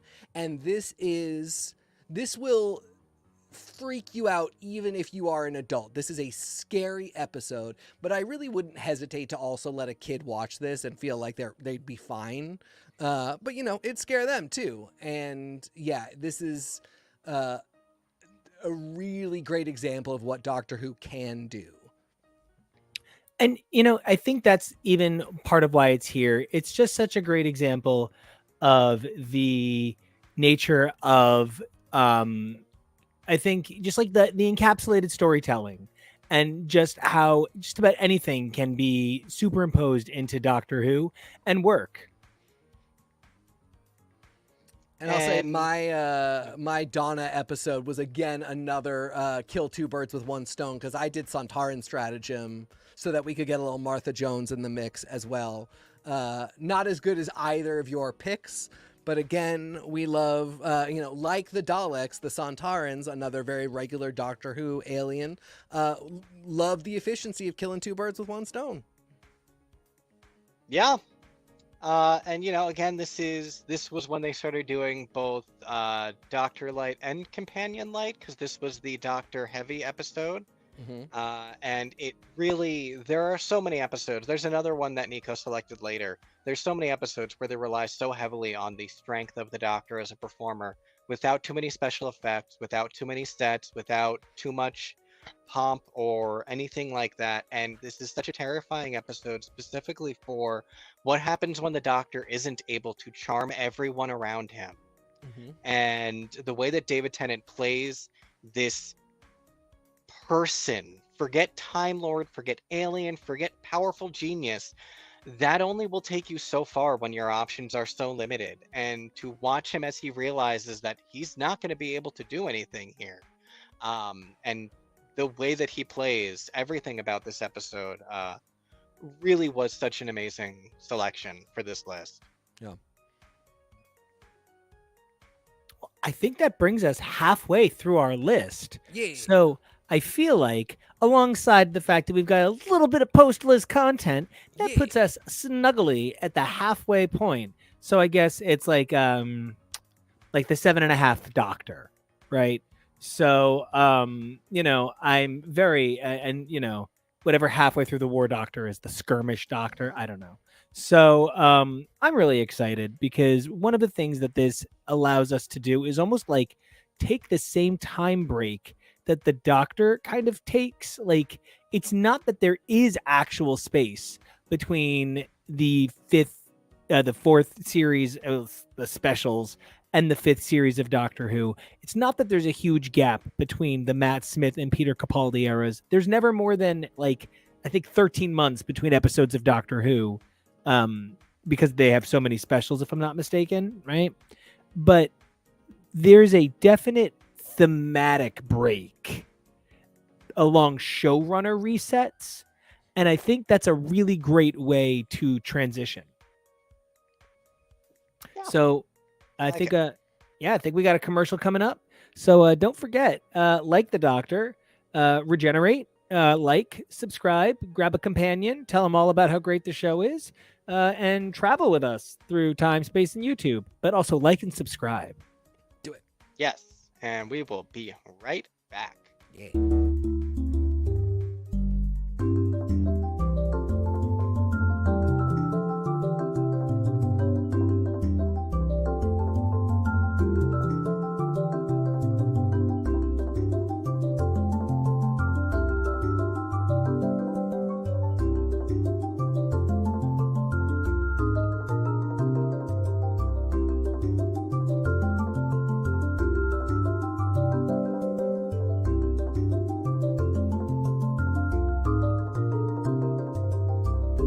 Oh, Kevy, I see you. I see you are hard at work doing that unbelievable producer thing. Oh, you do, there Kevy. she is. Oh, You are there's a that gift, piece. man. We Thank love you. her.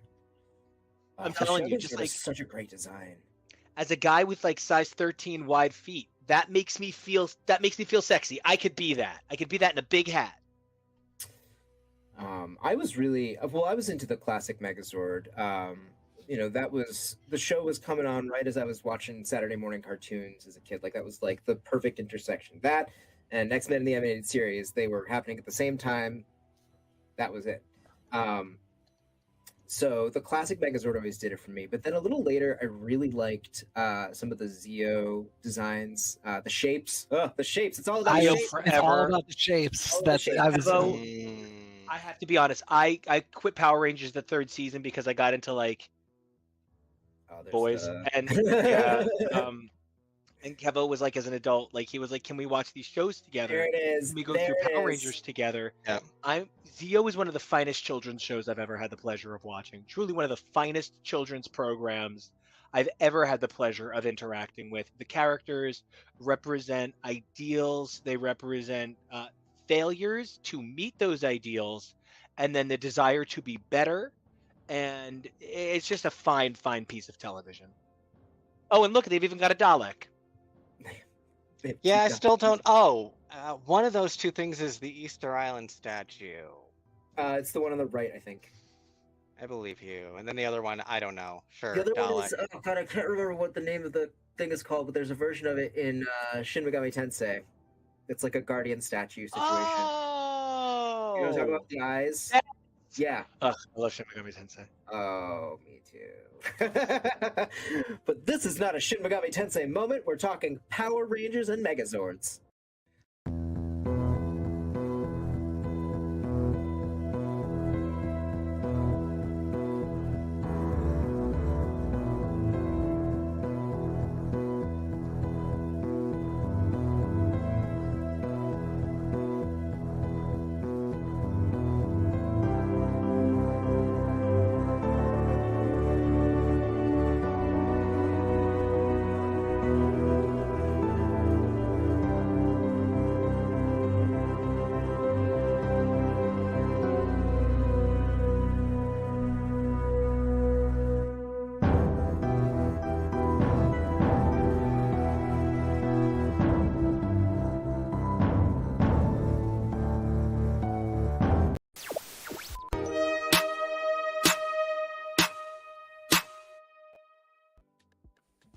God bless the fact that none of you can watch us dance backstage. So, I'm so They'd love it.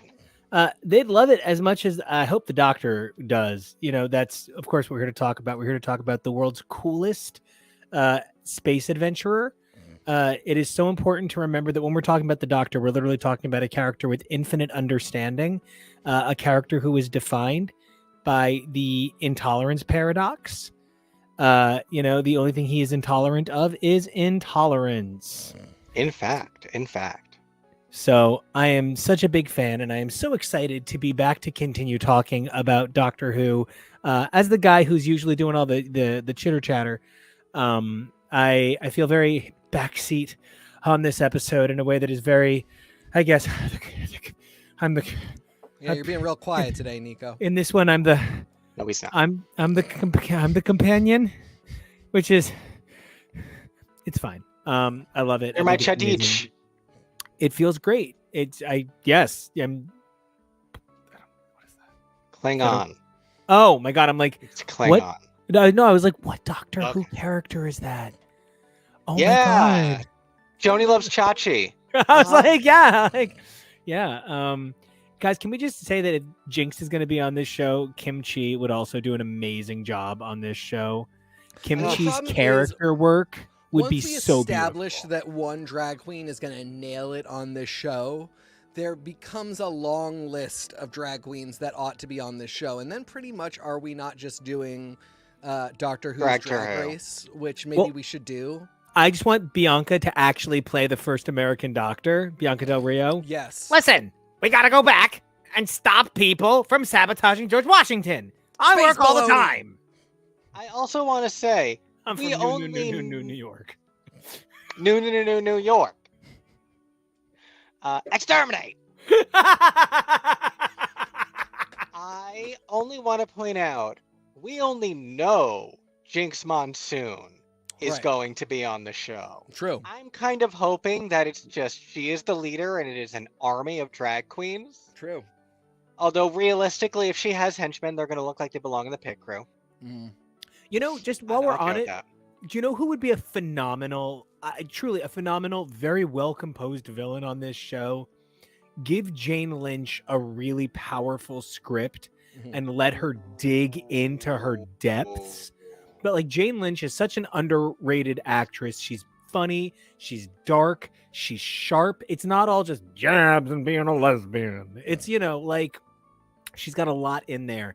And someone like Russell T Davies, who can the man can write. When he really unleashes, his words are so powerful. He comes up with these sound bites that somebody like Jane Lynch could enter like Cruella de Vil And levels that's- of that person.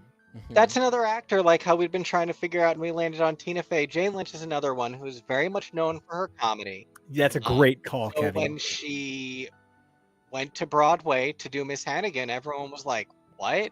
Sue Sylvester, the woman who sang super bass on Glee?" And no, she killed it. She kills everything. She's great. We've loved her since the 90s, and yeah, she's definitely someone who I think could hold her own against the Doctor, for sure. Man, I would. Oh, wow. I could do a whole episode of people that would be great on Doctor Who. I would love for something it. that is just not Whovian, like nothing Doctor Who related at all, but like equal footing, just like its own thing. And it's Stanley Tucci, and he's basically naked the whole time. I want to do an episode like our top 100 actors that don't do enough stuff like sci-fi that we need to see do stuff like sci-fi. Because there's so many actors that I'm like, they'd be a great Klingon. They would be a great Vulcan. Why have they not played a Vulcan yet? Come on. Come on. Come on. And you know what? We just because we're doing Friends. You know what, David Schwimmer, you could be in an episode. You could be a Klingon. Yeah. Matthew Perry'd be a good Romulan. And I would I don't care how this is gonna Be any more emotional? I genuinely want to see Lisa Kudrow as an admiral, like in Starfleet. I want dramatic Lisa Kudrow. I want opposite of sex, peak drama, peak really given that opposite Lyle Lovett goodness, right? I want that Lisa Kudrow. I want her to be a Starfleet admiral. Holdo realness. She could deliver. And I only wish that because I think he's passed away, right? Gilbert Gottfried. Yeah. Okay, is Bobcat Goldthwait gone? No. Okay, then he can play a Dalek. That would be great. I can't exterminate. And on that note, before commercial break, we got halfway through the list that I have created of a sample platter for Doctor Who episodes that I think give a general gist of the show and can really tell you whether or not the show is for you. And we've been talking about that list ever since then, alternate suggestions, and just fun stuff about Doctor Who. We left off on Series 4, Episode 1, and now we are into a new era of Doctor Who. Everything up until this point had been under the revival showrunner, Russell T Davies. Thank you, Tori. The Who platter of Eps, if you will. And now we are under new showrunner who is, and yet a returning writer who had been on since the beginning, who wrote the episode we had previously mentioned, Blink, Stephen Moffat, who a lot of people loved as showrunner. And I didn't hear this guy and create read about on the coupling? internet. Yes, yes, So he like, did. he's not a slouch either. This is a guy who is famous for his character work, famous for his humor. I'm not going going to to say the other show. I'm going to make Tori say it so I can flash her comment. Go ahead. You want to. You know you want to. What is he known for, Tori? Continue. Okay. Oh, So sorry. I just don't know the other show. Oh. Yeah. I'm gonna say it if it doesn't come up. Sherlock. Yeah. It's yeah. Got it right. I forgot he created the idea of Sherlock Holmes. So The British version of the Johnny Lee Miller show. oh yeah. You I mean was the Lucy Liu show? I got The Lucy, confused. for you're a right. I'm second. so sorry. I only focus on the eye candy. I was like, oh, the male version of Scrooge starring oh no, that's Ebby. Wait, which one is the female Scrooge? Susan Lucci or Vanessa Williams? I confuse them all the time. The answer is it's both, actually. Is it really? Oh my God, we have to do that double feature on this show. Okay, so what is the okay, episode we're so, talking about? but hold on, I do want to say, The man. as the guy who serves the most little brother energy on the planet, it just, unfortunately horny little brother energy, that is exactly what Matt Smith serves huge amounts of, and why the 11th Doctor kind of drove me off the show, despite literally the most, like, if I was going to become capable of sustaining a heterosexual marriage, it would be to Amy Pond. Oh my God, that's a woman. Oh my God, she's so strong and she's so capable, and like that she would let you in her life makes you lucky. And like, I love Plus, everything. this is her simp, so you get 2 and for the price of 1. yeah, Well, she is a top. The Oh my Doctor is a God, she switch. is. The Doctor is pan. The Doctor can and will do anything. yeah, And I Rory am. is a bottom. And it is the wildest group energy between the three of them in the best possible way. It's such an interesting thing though, because I love many of the plots, the aesthetics of this series. The colors are so different. They use literally different colors for the 11th Doctor than they use for 9 or 10. It is TK, unlike can I zoom in on you so people can see your lovely background that I Yeah, worked on? please, please, please. Yeah. It TK's is- got the 11th Doctor TARDIS This interior. is the 11th Doctor TARDIS, one of a couple iterations. Yeah, I was going to say a few. And this one is my favorite because it is the one that he mostly is in when he's traveling with these two companions, Amy and Rory, who, I think the three of them together are just such a phenomenal bunch. And Completely. well, it- and yeah. and actually, I really want to say one of the things that this era has for it, that is a thing that always has haunted me, Yeah. is the Doctor in series 1 through 4 embraces everything around him. He is a oneness being. But 5 through 7's Doctor, for me, is closed off. And 11's main TARDIS has always looked to me like a submarine. It's always looked to me like it's meant to be seclusion. It's his private escape from how hard the world has become, almost like a fortress of solitude, which I don't want him to have. I actually really think I think it sometimes, but especially in the images, Kevo, that you've been flashing to, it almost looks like a kraken wrapping around the body of a submarine, protecting it, like he's hiding himself in another creature so you'll never find him. And to go along with that, not the same, but in a similar vein, I always found it so chaotic to look at. Yes. It was almost too difficult for me to take in. It's like it's organs. It's Yeah. the inside of a creature. Well, and It was this is the the- season in which he really starts to the show really starts to talk about what and who the TARDIS is. And it really starts early on with this one where this episode that we're talking about, the 11th hour, which is the introduction of Matt Smith as the Doctor and the introduction of Amy. You get this moment where the box is on its side and the Doctor sort of peeks up from he peeks up from over it. Ugh. And you just start to realize that this is not just even the spatial idea. This is not just a horizontal room that you walk into. This is an entirely different space. So if it is knocked over, even though you should be walking into essentially, some kind of cockpit, you are actually going down into a place that has things like swimming pools and libraries and Wardrobes. yeah, exactly. And Like we'd been talking about earlier, so much of the early stuff wasn't able to really play around with the dimensions. Right. Even the Russell T Davies era, it was all just this one room. There was an episode once where Rose runs off to the wardrobe and she's told to take a left, take a right, but there's no doors in this No. room. No, So sir. I have always been like, we have no idea. So it always just while it was huge inside the smaller box, it always just gave the impression of being this one large room, and that Yep. had always been the case for the TARDIS, whereas at this point it started developing levels, and Mhm. there were corridors and stairs that went off to places. And that was part of what I found so overwhelming to look at, was I almost couldn't figure out where were the stairs exactly. It was Yep. like an Escher painting, not in a bad way, just very chaotic. Yeah. And I just want to say, Kevo, I'm so sorry. I feel like I derailed the quality of the narrative that we were putting to your list, because your list was so inspiring for the conversation we were having. And your list led me to so many ideas. So I would love to pivot back to 11th Hour and make sure that we really highlight what makes that episode so great.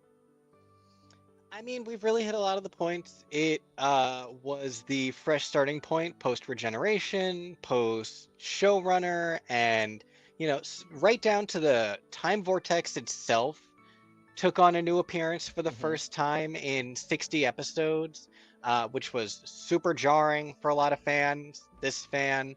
Um, but yeah, the TARDIS goes through a generation, and we see what it's like for even something like this creature that we are used to change. This episode has a lot of time travel in it as well. The Doctor first meets this companion when she's a child, and then zooms through her timeline ahead to when she's an adult. One of the really fascinating things about this episode is this and its series was always structured the way that it was, but there was a very brief period of time where this might not have been Matt Smith. This might have remained David Tennant, and everything about this episode would have remained the same. And it would have Wow. been David Tennant's 10th Doctor being the one who crash lands in Amy Pond's garden and gets to know little Amy and becomes her imaginary friend and gets ensconced in her life in this way, all from Stephen Moffat. And that this all so much speaks to the way that these things are interchangeable, and you can continue telling a story like that even when it isn't a fresh Doctor. And I actually it made me think of something where you said that the script probably wouldn't have changed, right? It would have been exactly the same. Tori, I just wish I could like pop you in for this. It's Forum. It's just 1,000% a funny thing happened on the way to the Forum by Sondheim, where Whoopi Goldberg and Nathan Lane and David Allen Greer have all played the lead in the same production. It's just that powerful. Something And I that's started who the Doctor is. something I started doing, especially during the 13th Doctor's era, was thinking like, okay, let me picture Matt Smith performing this scene. Let me picture David Tennant performing this scene. Wow. And I was always like, yeah, it is still the Doctor. I still believe that this is very much in the spirit of the Doctor. Everyone has their unique flavor, but it is still the base substance. Well, and I think that one of the things you really do throughout a run, a Doctor's run, and throughout the series, is get into those little ways that they're different, the ways that the Doctor has changed because of the regeneration and because of his circumstances. In many ways, they are not the same person. But this is actually a really phenomenal example of sort of both sides of the coin, because so much of this episode, the 11th Hour, you really can see how it could be David Tennant. And an example where that works sort of in the opposite way is you can see how if it were David Tennant, there would be no chemistry or even hint of a relationship between he and Karen Gillan. He'd be pushing her off. I don't even know if she Not would be super repulsively, into him. but yeah. I would get 12 Bill.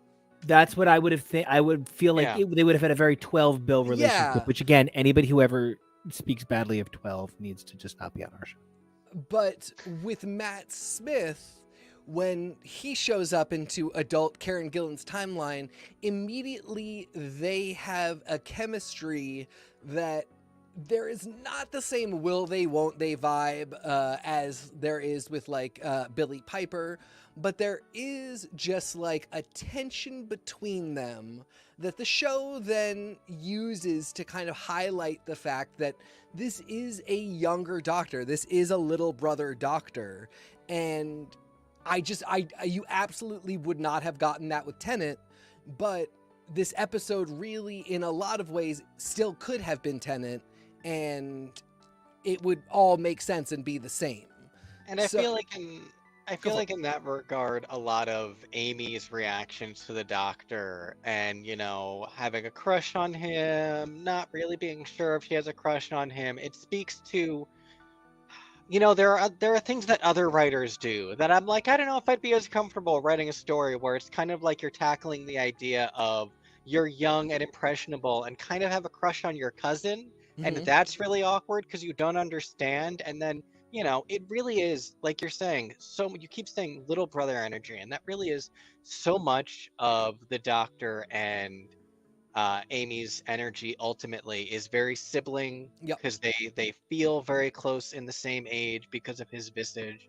Uh, you know, Russell T Davis had talked about David Tennant's Doctor sort of being a lot like Billie Piper and Rose, almost like he imprinted on her, and it feels in Mhm. a lot of ways like Matt Smith's Doctor imprinted on Amy and what Amy sort of needed that character to be. And it's Mhm. why I'm so glad you pointed to the OT3, because it was tough watching the first series of this, not knowing if Rory was going to just be a joke.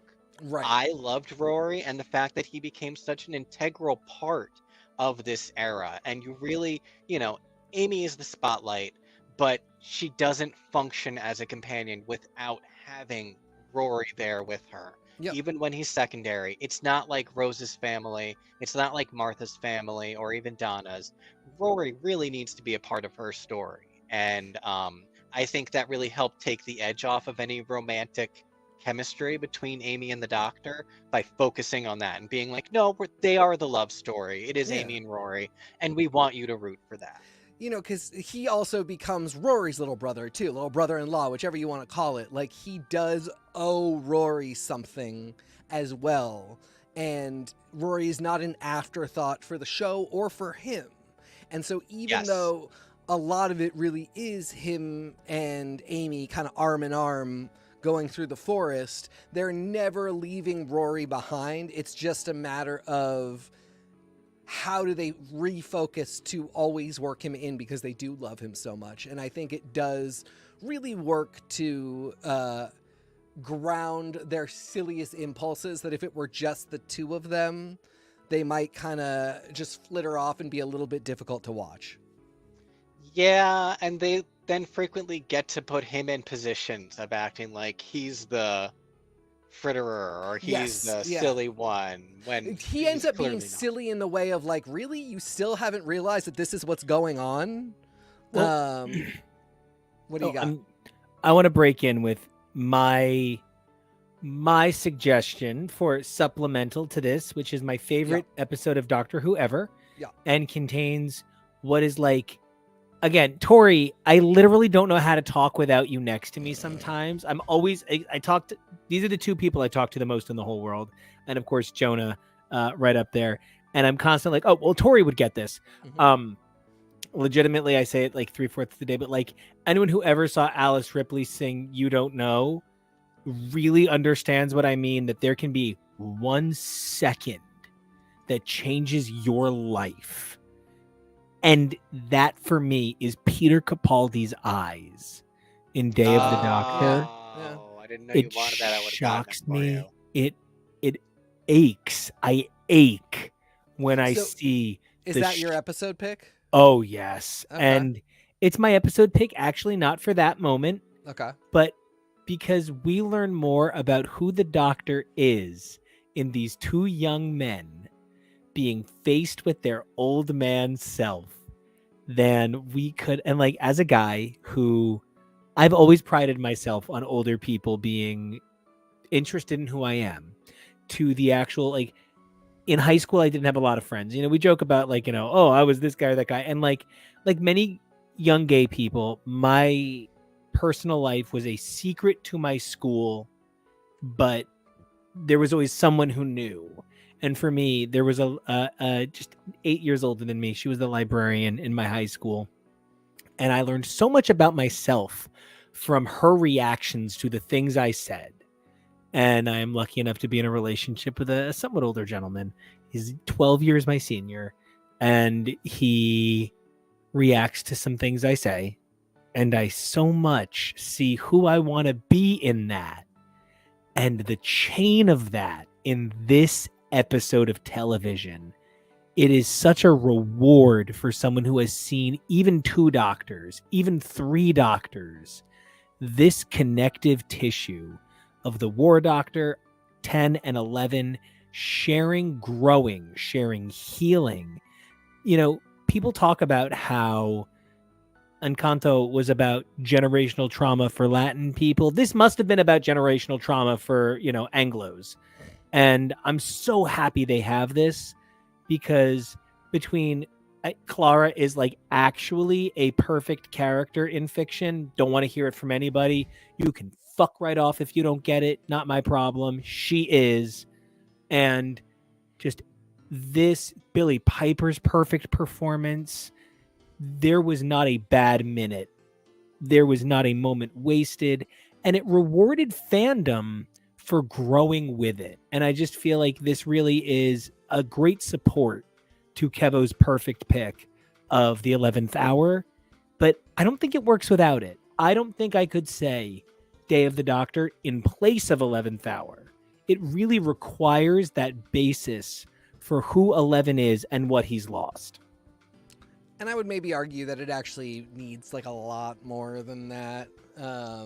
This like borders on like, one of the ones, another Buffy one, I always want people to see Restless, but I never show them Restless because the breathtaking beauty of Restless really only makes sense if you've seen a lot of Buffy and you understand the psychological profiles of each of the characters that are sort of highlighted by that show.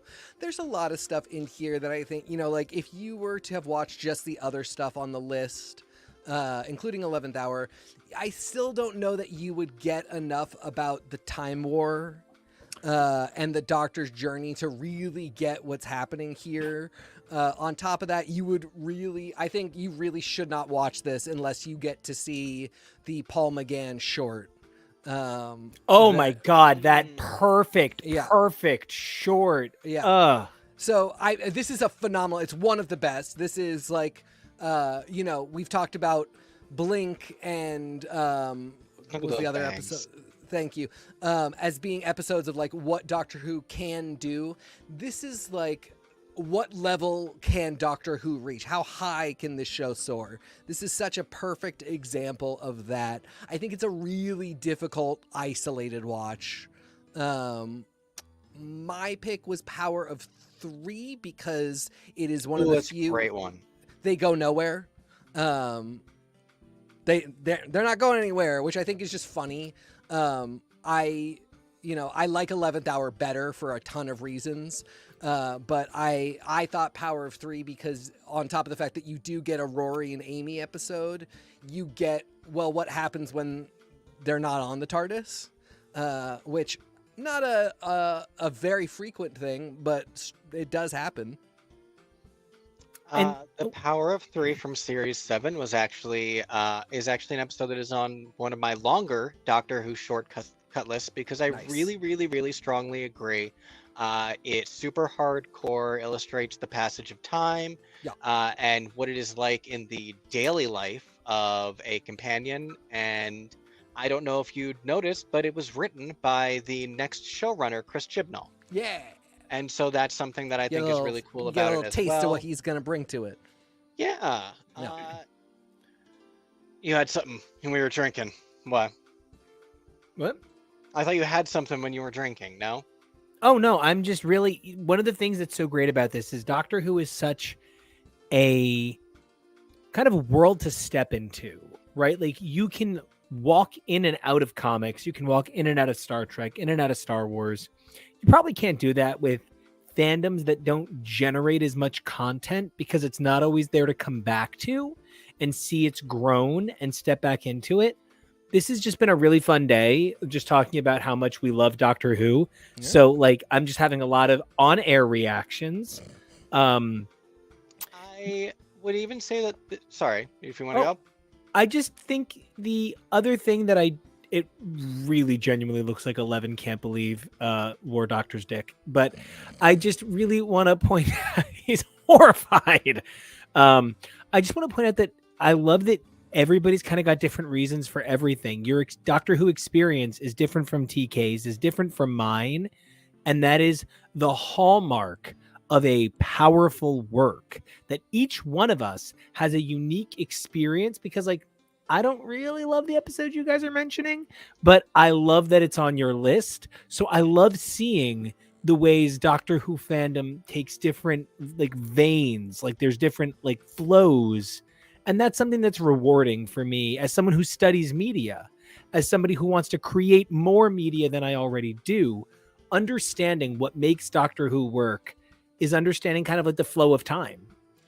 And, And you know, I- I guess I would say maybe like not to like demand that everybody become a Doctor Who fan and say you must watch Doctor Who. No, do it. But if, you know, you're hearing this and you're like, maybe I should get into it, and then you look at this list and you watch a couple of them and you're like, no, I still don't like it, it's actually still possible that you really might love this show, and just this list was not your list and you just needed different episodes because you're a different type, because you are a Nico type versus a me type versus a Kevo type versus the dozens of other types I'm sure that are out there. So really, like, you know, should you hear this and get all the way to that point, consider that maybe you want to give something else a try, get input from another fan, maybe just start watching and barrel through it for a bit, because I think there really is a good chance that even if these episodes were not for you, the show as a whole might really still be. Mr. Kevo. And I wanted to say, in addition to all of that, and sorry, sort of lost my train of thought. That's all good. No, I feel like 1000%. even this episode, in many ways, for as much as we were talking about how continuity heavy it is and how much it isn't really as engaging if you don't understand some of the concepts, they attempted to structure it in such a way that it could still be exciting and engaging and Yeah. intriguing and something that can pull you in, and any of the things that you might not be as aware of, it's meant to intrigue you more than Yeah. it's meant to repel you. It's definitely not inscrutable on its own. Like, you know, Restless is basically, if you haven't seen a lot of Buffy, you can't understand Restless. It would basically make no sense to you. This is not that at all. I just think the payoff as a fan was so enormous, having seen everything and gotten to this point. So I'm really excited to take a look at the next episode on the list, because one of the things that I think makes your Doctor Who experience so unique is which doctors you identify with and don't. Like I said, as much as I see myself in 11, I'm not a fan, right? And that's fine. It's, you know, whenever anybody's like, why aren't you a bigger Ed Sheeran fan? Is it because he's got your career? And I'm like, no, it's because I'm not for the legalization of citizenship for Muppets. But Where's that hand been? That's a joke. Oh, I love that. It's Taylor Swift's. I actually am for the citizenship of Muppets. Just see our recent coverage of the incredible and Kevo approved Muppet Mayhem. But Right. I genuinely love 12. I always thought 11 was a young guy who was an old man. And I love that 12 is an old man who's like a big baby. And I'm a big baby sometimes. As much as I want to be taken seriously as like an adult, I'm always like, I identify with 12. And everyone's like, why? That you're nothing like him. And I'm like, well, I am. And they're like, no, On you're your not. on your bad days, you're an 11. On your good days, you're a 12. But I'm always a suburbs 10. Yeah, just 10 in general. Totally agree with all those points, especially, you know, the flip for Matt Smith and Peter Capaldi. This is really not my Doctor at all. I see why he's so good in the role. Like, it's not at all that I'm just like, he's no good at this. It's a terrible casting choice. Just something for me didn't quite resonate. I think if I could say anything, it was that he felt like the type of person that would have been chosen to be a doctor in the original series. Yeah. And because we really had kind of gone in a different casting direction, it made me nervous that they were just going to go back. And what I think actually ended up happening was that he anchored the idea that it wasn't going to be like that. It really could be anybody because, we had Eccleston, Tennant, and Matt Smith before this. And then after this, we get Jodie Whittaker. We now know we're getting Ncuti Gatwa. Like, it really can be anybody. So to pull back for a second and give a chance to somebody who resembles much more the type of actor who would have gotten the role in the past, actually, I think the play kind of works very well. It's just at the time, it just didn't quite resonate with me. I also loved Peter Capaldi in, In the Thick of It. Fires of and Pompeii. What's that? I did love him in Fires of Pompeii too. Things he was on, because he was on Doctor Who before he was the Doctor. So I'm naming 2 other things he was in of Doctor Who before the 12th Doctor. No, I loved him in The Thick of It, and I'm just forgetting the name of the TV show by all the people, or the movie by all the people who did The Thick of It. That is like a very similar concept. But I loved him as a comedian. And Knives Out. With the foulest mouth you have ever heard. And it was a little difficult for me to watch him be the Doctor who could never say fuckity bye. And he wanted to so bad, and you could tell. He wanted to, but he's an incredible actor and did phenomenal in the role. To speak to what you were saying, though, about the way that each character, each Doctor, each performer is different, even this Doctor specifically, I really hear where you're coming from, especially at the start of the 12th Doctor's run. Series 8 was a lot of really weird and kind of weak stories, and it was coming off of the culmination of Matt Smith's big arc. They started seeding some major stories in the very first episode of Matt Smith's arc and developed this mystery over the course of all of his episodes to the point where it culminates and climaxes, and you finally get all these reveals in his final episode. And frankly, at the time, it kind of felt like it was a year earlier than it was supposed to be. Like we were supposed to get another year of Matt Smith. And so maybe that kind of threw things off. And so we didn't know what to expect with a new Doctor from a showrunner in the middle of their showrunner run, because Stephen Moffat had not expressed that he was leaving anytime soon. We didn't know what to expect from the 12th Doctor, and we were really expecting something similar. We thought we were going to get an arc, and we literally never did. There are season arcs the way that there had started being from the beginning of the show, but there was no cumulative the 12th Doctor's start to regeneration arc. And that's something that really made the first season very jarring, where I was like, oh, this is what they're building. No, they weren't. They weren't doing anything. So any expectations I had at the time were not fulfilled. I just think your point is so great. I hear a thesis that actually draws across your whole list. 9 is so afraid to live because everyone he knows has died. 10 is so about every moment of his day. 11 is kind of like a giant baby about everything because he's such an old man. You're really right. By the point of 12, I don't think there's quite the same overarching story. 9 is learning how to have friends again. 10 is learning that as an immortal, he kind of does have to let go. Like, 10 can't stay 10 forever just because it's been really fun being 10 and 9 was scary. And 11 is like, well, I'm going to be even better than 10. And he can't do it because you can't be better than yourself. You're you. But 12 had no arc but I'm old. That was it. And it's a really beautiful testament to, I think, your list, which highlights it's almost like Croc Tales. And the way you said that season 8 had a lot of weak episodes, think about how many classic shows don't get to 8 seasons. Yeah. So I see you have a 1. And the thing about, I really love your point of his story is kind of just that he's old, because one of the things that they do accomplish narratively with that Doctor then that I hadn't considered from that perspective is they show a lot of different ways to be old. Yes. In his first season, he's kind of a lot more expectedly old. His main line is always grumpy, but in the first season, he's a lot more formal, the way you would expect him to be.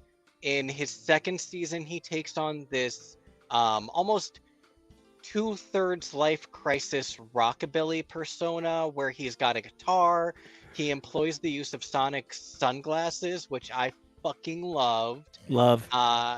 And then in this series, and the reason that I picked this episode is he takes on a persona that is one that we hadn't really seen much before, but really feeds so perfectly into his personality of he becomes a professor. Mhm. And his background arc and home base of this season is that he is teaching at a college.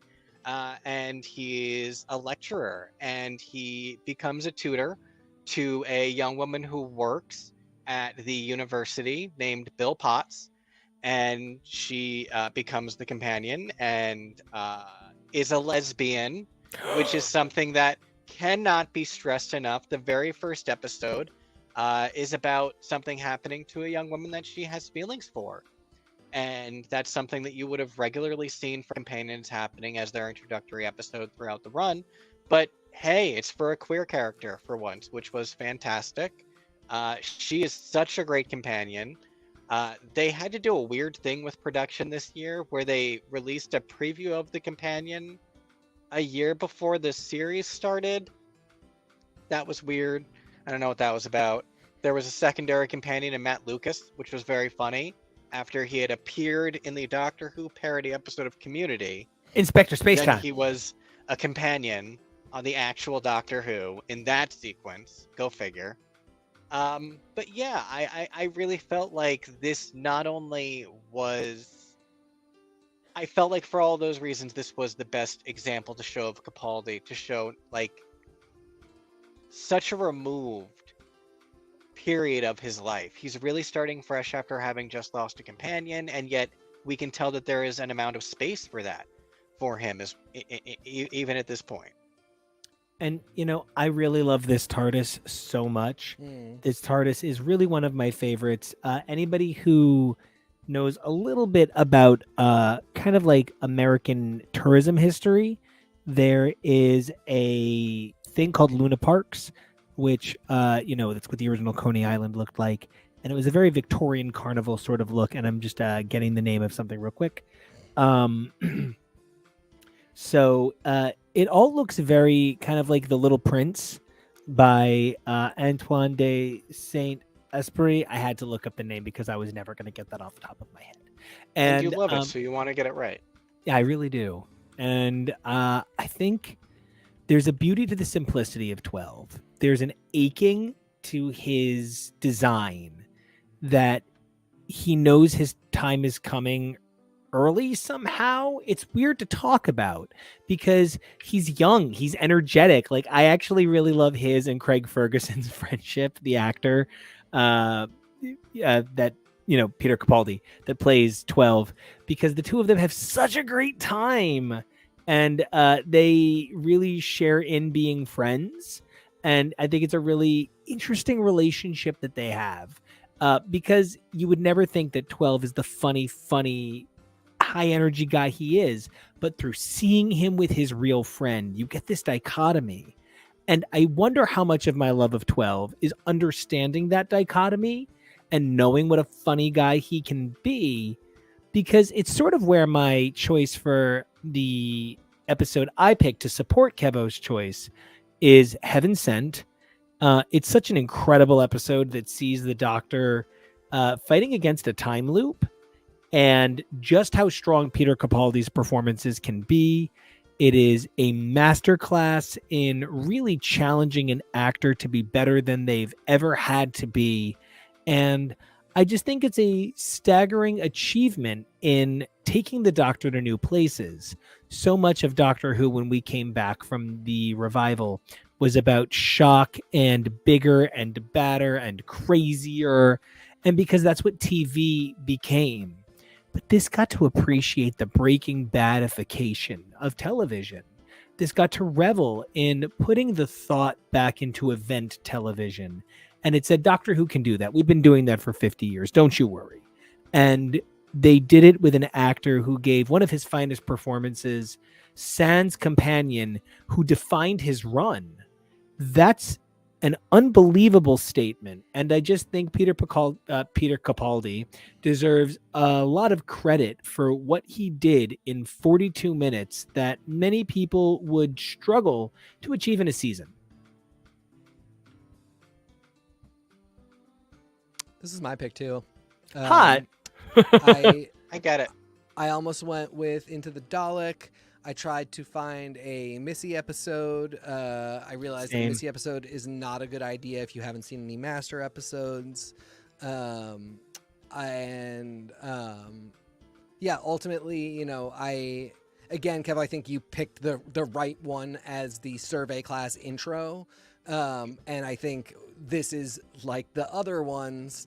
What can this show do? It can give you these moments where a man can act basically by himself and make you feel like there is a cast of 100 that are assembled before him making this whole thing happen. There could be 100 actors in a room. There could be 100 doctors in a room. It only takes one regeneration. It only takes one TARDIS. And with all this talking that we've done, I guess if I had to put my finger on any sort of arc for this Doctor, I would probably put it on just the concept of mortality and coming to terms with it. This was at a point in the Doctor's own story where the showrunner had made a choice of, there were all these rumors for years and years and years about a limit of regenerations and people being like, what's going to happen when they reach it? And this showrunner said, fuck it and fuck you, and we're never worrying about it again. I've decided. And so instead, this Doctor is sort of dealing with the idea of non-mortality and not knowing when his story is going to end. And if you had a specific life expectancy for yourself for so long and you're told that's not something to worry about anymore, you're not really immortal. But don't worry about it the way you were worrying about it. What do you even think? Especially for a character like the Doctor who had to put so many companions in the grave, whether it was due to his actions or just due to the fact that he's so long-lived. And you can't really conclude an arc like that, I guess. It's just a thing that you have to deal with as a mortal being. When you're a time traveler and immortal, can you really ever have any friends who you won't see their grave? So that's kind of the nature of the hard part of being the Doctor, You can always go to that sad moment. But, that's, I think, one of the things that Doctor Who balances the best. Because, Heaven Sent is really dark, and Midnight is really dark, and Blink is kind of even dark. So I guess I picked a bunch of... And Dalek's kind of dark. I guess I picked the bummers, but happens. It's about finding the joy in the bummer is, I think, a huge thing for Doctor Who as well. And I think that's even a huge element of the first episode selected for the 13th Doctor. Hey, girl. The first episode of Series 11, The Woman Who Fell to Earth, because for as much as it is the Doctor, it's also not. And in a very unique turnabout, at least so far for the revival, can't speak too much for the original, we're introduced to a group of characters who are meant to be the new companions, and one of them doesn't survive. And, speaking of all of the thoughts on mortality and the ways the Doctor represents that, we're introduced to this group of 4 different people in the first episode between Graham, his grandmother, and his adopted grandfather, and a woman who starts as a cop, we forgive her because she becomes awesome. And they sort of all run across the Doctor in that way that people do, and she creates havoc for them, as the Doctor often does. And, as far as first episodes go, I really think that it does represent the sharp turn in tone, production. The cameras are different, the music is different, the writers are different. The only returning writer for this era is the showrunner, Chris Chibnall, who had not really written a ton of episodes before this and is very controversial, But if you can look past that to enjoy some lesbian overtones, you'll get some amazing things from the 13th Doctor, for sure. I would also enjoy the Say Uncle video that can be generated from this series. I'm No, removing you stop from it. the I hate studio. you. I'm removing you. I'm removing. Remove. You're gone. You don't get to play anymore. That's not even the right studio. I'm just saying. But I really do think there is something incredible about the amount of chemistry in this era. This is such a great choice. I had trouble coming up with a support episode because I think you're right. You know, Chris Chibnall, a little questionable, but one of the things that this era did that I don't think enough people paid attention to was it reacted to the 1980s nostalgia retro of Stranger Things. This it just wanted to have a good time with the VHSification of Doctor Who. I This really love just that. it just wanted to have a silly time around the campfire. It's almost like they said, we're not putting Doctor Who into a children's show at 4 p.m. But what if we did a children's show at 4 p.m. for adults in prime time? What if we took the chance and aged up the show's younger identity without sacrificing what made it unique and pure? I don't know. There's a lot of heaviness to this era, and sure, a lot of things that people might find adult. But the other thing this era has is a really positive spirit, and so much of that goes to Jodie's performance. Yeah, this is the kind of the toughest series to ruminate on in actually a lot of good ways because it is kind of the most straightforward, and it is kind of the one that there are actually some bonkers meta plots, but they're not really, to get into them here would get into a whole other zone. And I think that which is not meta plot tends to be a lot more straightforward. It comes at such a late point in the timeline that more or less, if you've been listening to what we've been talking about throughout, you know what you will be getting at this point. But what you don't realize is that you will be getting it for the first time from a woman portraying the Doctor, that you will have a new showrunner in the mix who has a very distinct style that is notably different from the other two showrunners, and that this one really, I find, is better absorbed episode to episode. And I mean, they all are, I shouldn't say is somehow miraculously like different than the other ones, but this one doesn't really benefit as much from talking about it, I think, is my point. Something that I noted when I rewatched a bunch of the second series of the 13th Doctor into the miniseries 13th series Flux to get ready for the regeneration episode, and as I was watching it, something that really caught my attention about this era of the Doctor and where these companions are from, and a lot of just the humor and style, it really made me think of something we talk about a lot with shows that are based in the northeast of America and how they will make references that are so specific to New York. They make a Myers. they make a Jacoby, or is it Binder and Binder that they reference on the nanny? Either It's something Jacoby and like Myers, that. and the fact that we can talk about that so comfortably.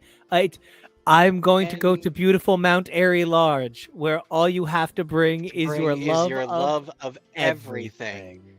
And it sort of felt like where most of Doctor Who has been based around London and a lot more universally understood concepts of the UK, this kind of felt like if they decided to center an era of Doctor Who around Pittsburgh or something instead.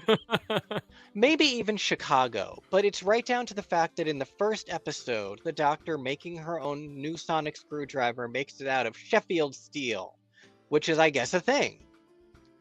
I don't know anything about Sheffield except that Mr. Sheffield from The Nanny. I don't know as much about the geography of the UK, much as they don't know a ton about the geography of New York, and they probably wouldn't get the Binder and Binder, Jacoby and Meyer, J.G. Wentworth jokes that are made on our shows. And I think that's something that a lot of international audiences probably had a reaction to as well, of, this was the guy who took the job. No one else was stepping up, and this was the show that he decided to make.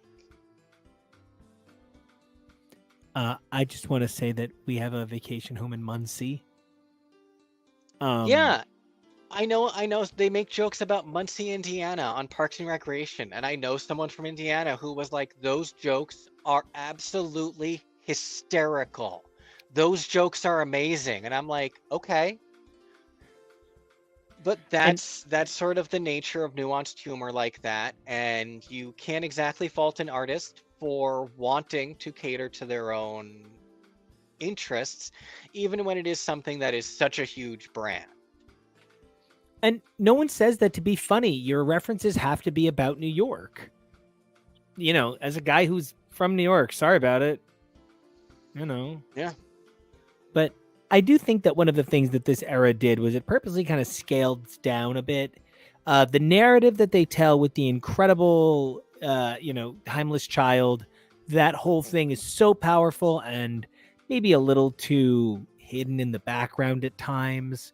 But it's a really exciting time to be a Doctor Who fan. And it's not that I didn't think this was a great episode, but for me, the episode that really exemplified what a powerhouse this era could be, and in a way that really supports your points, is the power of the Doctor.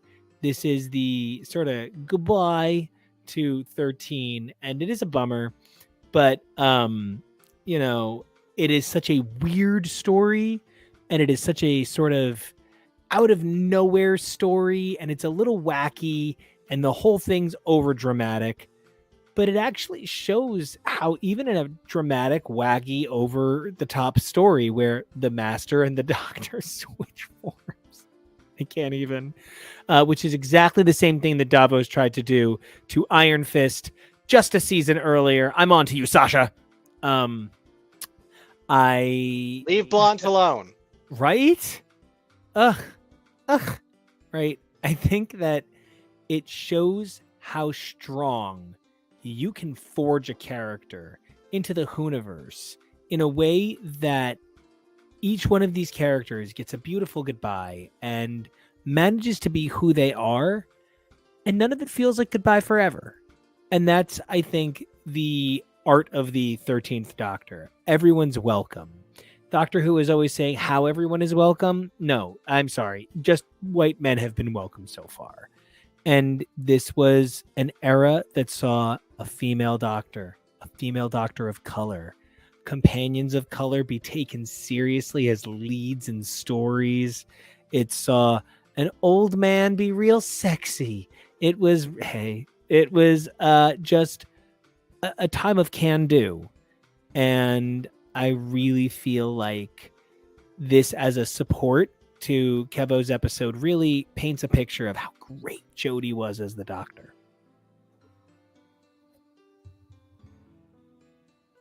Please. Teak, thoughts? Yeah, no, I mean, I think you nailed it. This is, you can't watch this one unless you've watched a lot of the other stuff. Yeah. Again, it's a phenomenal reward, but this one you like almost can't fully enjoy unless you've seen a bunch of the original series, because one of the conceits of this is that a lot of the companions from the original series have a support group for people who have been abandoned by the Doctor.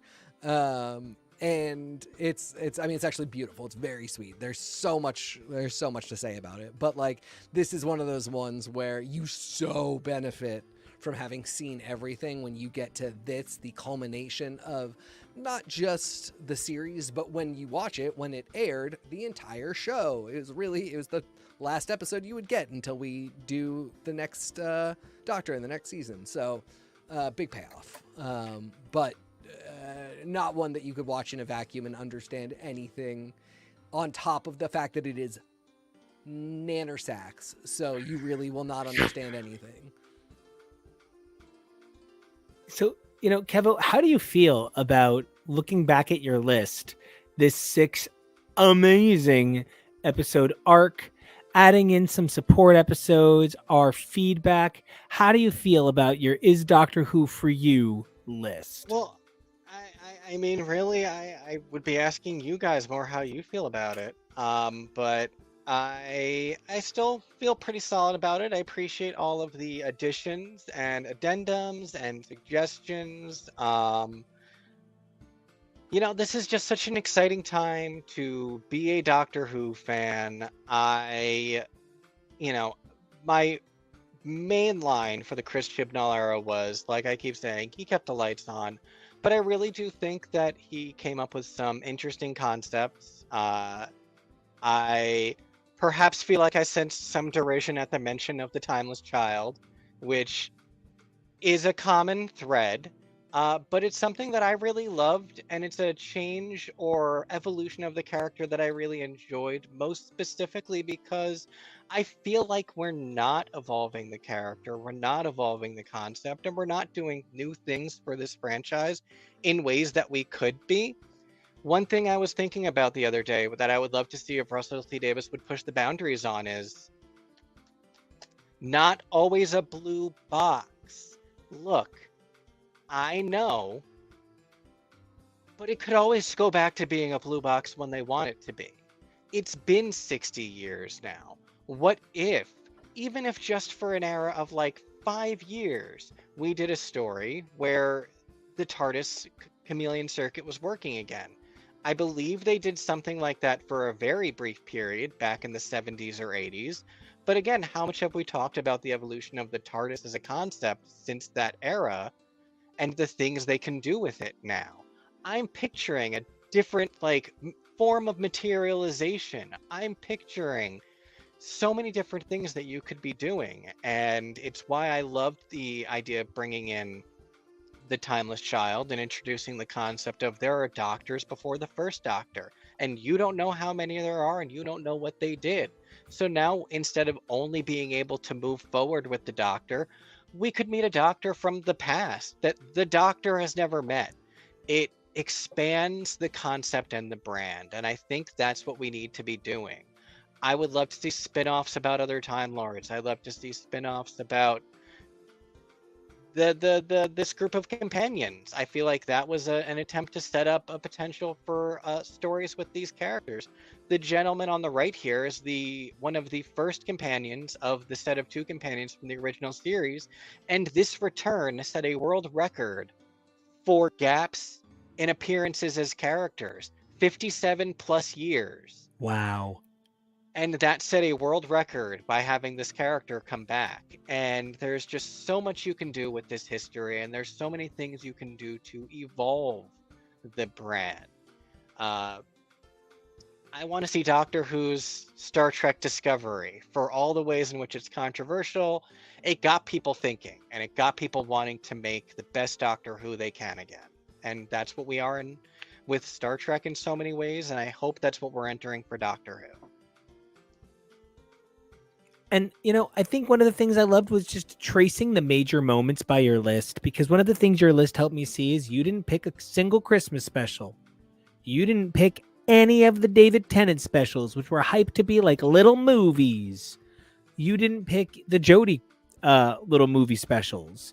You picked episodes that talk about the core of the show. So by highlighting episodes that talk about the core of the show and not the event episodes, it's sort of like saying, yeah, everybody knows that Avengers Infinity War and Endgame are unforgettable. But do you remember how many amazing moments there were in Civil War or Winter Soldier? Do you remember, the steps in Captain Marvel that led to her amazing moments in Endgame? And it's so easy to see the tent poles and miss that magic that's underneath. So I really love your list for highlighting that core of what Doctor Who is, and god damn is it cool to see him back in the suit, Because I think, Doctor that's Who a is big about difference between... moments like this, but yeah. No, go please.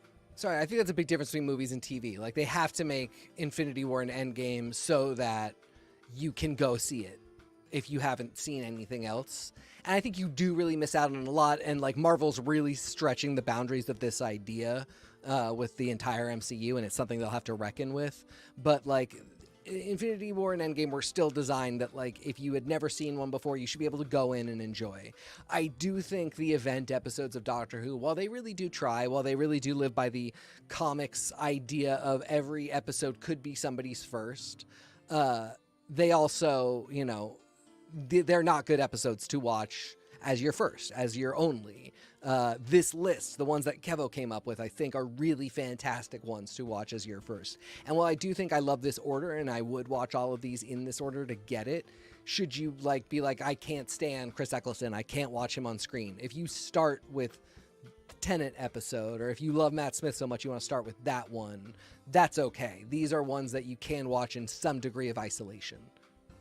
And I love the current use for the 60th anniversary of this diamond-shaped logo for the series logo. It's predominantly heavily influenced by a logo from the 70s, which is featured on our sidebar over there as well. But this one has the diamond on it. It's got the 60 years because 60 is the diamond anniversary. But one of the things I love that it draws attention to, and I really feel like speaks to what you're saying as well, is the diamond is made up of its corners. Those are the tent poles. Those are the things that shape it. But there's so much more to the overall structure of this thing that is so beautiful. It is about the smooth edges. It is about the lines.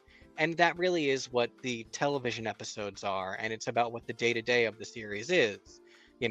So many things are these amazing moments and these big things, like the 13th Doctor regenerating into the 14th Doctor, who all of a sudden is David Tennant, and what's going on, and it's exciting. But that's not every single episode. It's what we said at the top, which is the core structure is this monster of the week sci-fi show set against the backdrop of history. And I really love you highlighting that the same guy is playing the Doctor in 2006 and 2023, because it's exactly what we... And not the same one, but still playing the Doctor at a different stage. It just speaks to how this is such a versatile medium, that there is such a wealth that if you start with this list, there's just so much more to find. And so, this has been a lot of fun. And this was, believe it or not, the short round of this. This was sort of getting our legs wet on figuring out how we feel about Doctor Who and introducing it as a concept to our brand.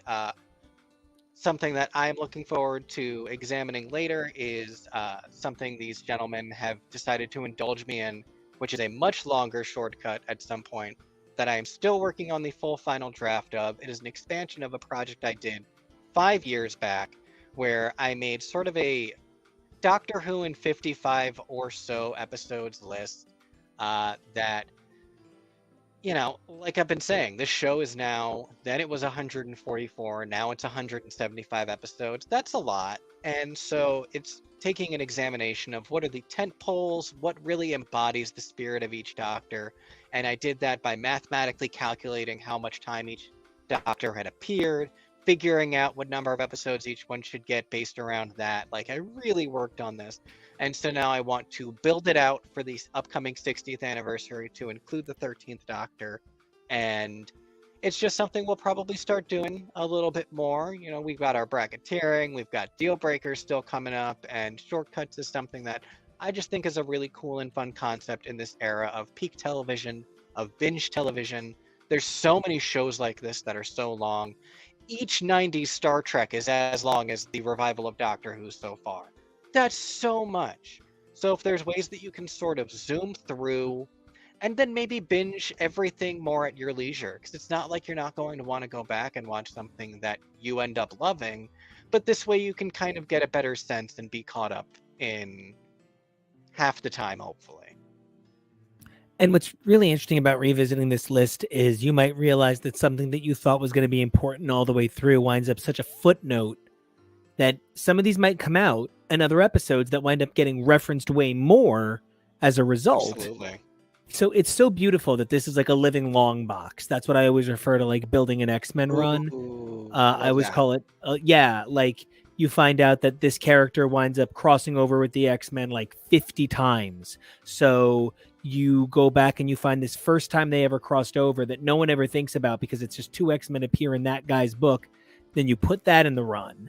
And then all of a sudden that character becomes an X-Man, and now you can't stop adding those issues. Like, it becomes like, an evolutionary thing. That's one of the reasons I can't stop comparing Doctor Who to comics. You don't need to read every X-Men book to appreciate X-Men. You can just read a couple of runs, and that's amazing. But you will probably want to read more at some point, just not maybe everything. You might want to not watch any of the spin-offs that we only briefly mentioned, or you might find yourself so into it you want to go out and pick up all of the Big Finish audiobooks. You might find yourself deeply invested in the possibility of Doctor Who comics, of which a number of the creators have been on our shows, and we are very big fans. Doctor Who is something that excites me. It's something that I know that I don't embrace all the way the same way I embrace maybe, Star Trek, which is, kind of my space thing. Or Alien, which is, my other space thing. But Doctor Who has room for you if you have room for it. I don't think I can say that about Alien for sure. Because if you're There's a room woman, for everyone to die in Alien. you can, yeah, but because the only thing I can tell you is if you're a woman, you have a 1 in whatever chance of surviving. If you're anyone else, you don't. So. And only one woman was a woman of color. So I would also say your odds are not great if you are Latino. Hi. So, TK, what are your thoughts to close this thing out? How do you Doctor Who 55 to 60 episodes for 175? You're a comic guy. You're a big audiobook guy. Doctor Who has more audiobooks than joke. Audio dramas, because they are not, a lot of them are not actually audiobooks, they are produced. Right, you're right. You're so right. Plays, an incredible wealth of stuff, and they are phenomenal. And I won't even get into adding those into the mix and whether or not they're canon. This is just an incredible universe. It's the universe as a universe, and there's so much to take in. I think, on the one hand, 55 is such a small number compared to how much stuff there is. On the other hand, I would love to talk about how low you could really get it and hit all of the big mythos notes. Not in I don't want to watch 55 way, but what really, if you wanted to hit every big myth arc from these seasons, you basically need almost nothing from Eccleston, but how much do you need to really get it from Tennant? How much from Matt Smith? That would really fascinate me, but I think 55 is a really awesome, manageable number, and I think well worth it for newcomers to experiment that way. No, we are, as always, sitting at the end of a Saturday broadcast, and that means we have a Sunday broadcast coming.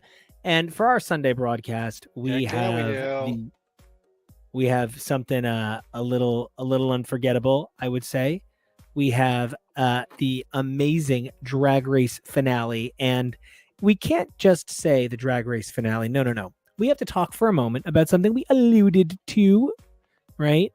But Jinx Monsoon, I think she is technically the only U.S. double winner ever, because I think some people might have double wins across international stuff, but Jinx, only double winner in the U.S. ever, is coming to Doctor Who. Yeah. So it's a really big deal to see the way that, sometimes people say to me, I don't mean to bring it up so much. It's so embarrassing that I keep saying it, but wow, you guys just cover anything now, huh? And I hear that, but I don't think that's the case. When you can see the direct line from Doctor Who to Drag Race through someone like Jinx Monsoon, and then we can say, what about Neil Patrick Harris, who we covered in Drag Me to Dinner?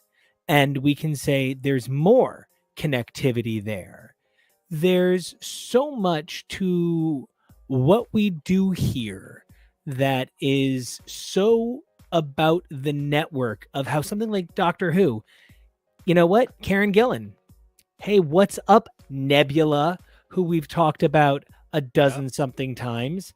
Chris Eccleston, what's up? Worst villain in Thor, not because of you, but because they literally removed everything that makes the character interesting and had you have no funny lines when the character is only supposed to be funny. It's unbelievable to me that anybody would think that these things don't go together. I don't know that peanut butter and jelly are necessarily the same thing, but I'll be damned if you take them off my Uncrustable.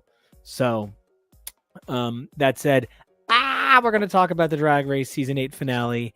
And also, we're going to be talking about Candy Muse wearing that Jeffrey Mack jacket and somebody needing to administer an inhaler to Jimbo.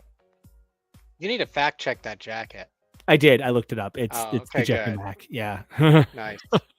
So good. Jeffrey Mack is so good. He's so hot. So, we also have some other really exciting content coming. One thing I am bonkers banana pants excited about is this coming week we have the debut of the new Haunted Mansion movie, and we're going to do a complete history of all things Haunted Mansion. I'm not sure where it's falling out on the schedule, but maybe next week, maybe not. Who knows? We'll see. We also have the Lower Decks and Strange New Worlds crossover. Really excited about that. It looks so good. Barbie. I want to talk Barbie. Get pink, get good. Love pink. Yeah, it's a good person on this earth. So, what's everyone most excited about? I'm most excited about getting back to Doctor Who because now I'm in a pretty Doctor Who mood and I want to go be a non-problematic Captain Jack Harkness. Just, don't put your penis on things. You'll be fine. Never mind. You can't do that. For me right now, just because we watched it all together, but we didn't really talk about it too much, I'm excited for us to talk about the Drag Race finale and, living each moment for now. So the most immediate thing is the thing I'm most excited about. Well, then I will mention the thing that you normally bring up from this list that had a bit of exciting news recently, which is The Marvels dropped its trailer yesterday, day before, whatever it was. Looks super fun. A lot of people are speculating as to whether or not Carol might make an appearance in Secret Invasion. Hopefully something will save it. But this looks good. This looks real good. Super excited. Super excited for that. Super excited for this. Super nervous, but excited for Ahsoka. We'll see how that one turns out. Yeah, just got a lot of fun stuff coming up that we are going to be covering on this show. Like always, like we do have fun, don't we? And thank you both again for indulging me on this. I had so much fun, and I hope you did too. Yay. We also added 2 new shows to our little I dropped everything. We added 2 new shows to our little list of shows. Gordon Ramsay's Food Stars. That is do you want to make biodegradable K-cups? Sure. We all do. Run this lemonade stand while someone throws pig parts at you. I'm going to jump out of a helicopter. Why? You don't need that. I'm so invested. I am so invested that I am seeing doubles on my return. We watched a bunch of Summer Baking Championship, which I'm not going to make you watch. I promise. You don't have to watch this one. But I do talk about it a lot. We're just going to talk about it a little bit because they did a Summer Holidays challenge, and the pre-bake was a traditional summer holiday, but the post-bake was shocking.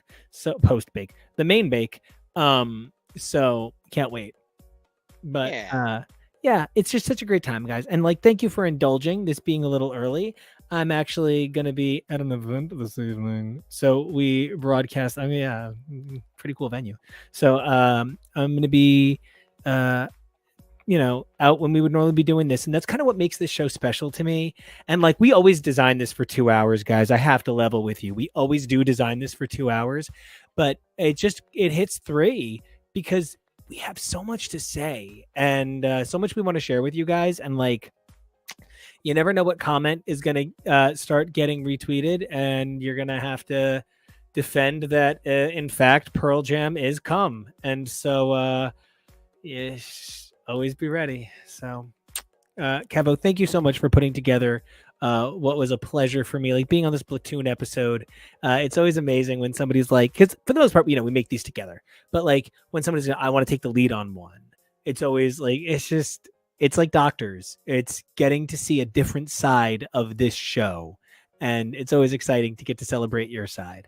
So, tell us all about your side. Where can we find you? And outro question.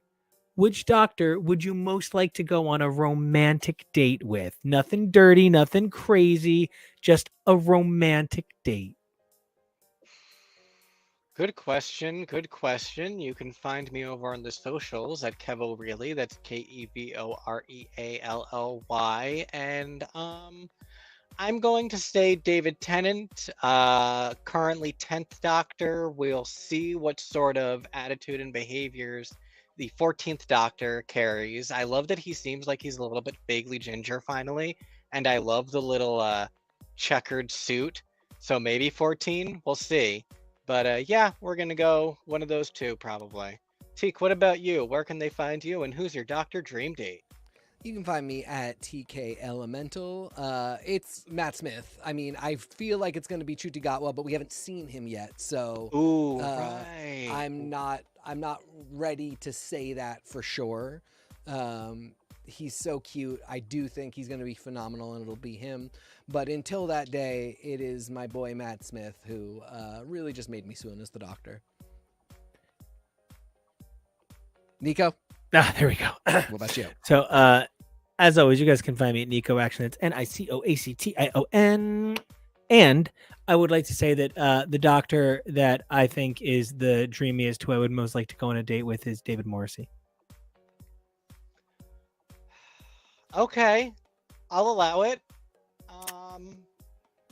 I'll allow it. We'll probably end up talking about that more on a future episode. Of course, contributor Tori Sheen's choice is always 9. Sorry, not sorry. She wants to get snuggled in his leather coat. And that has been the case for a good 13 years now. So good for you. Stick to your guns. And respectable choice. I gotta love the ears. So Always. So until next time, Nico, do you want to play us out? as always, be brave, evolve daily, stay strong, and we'll see you next time.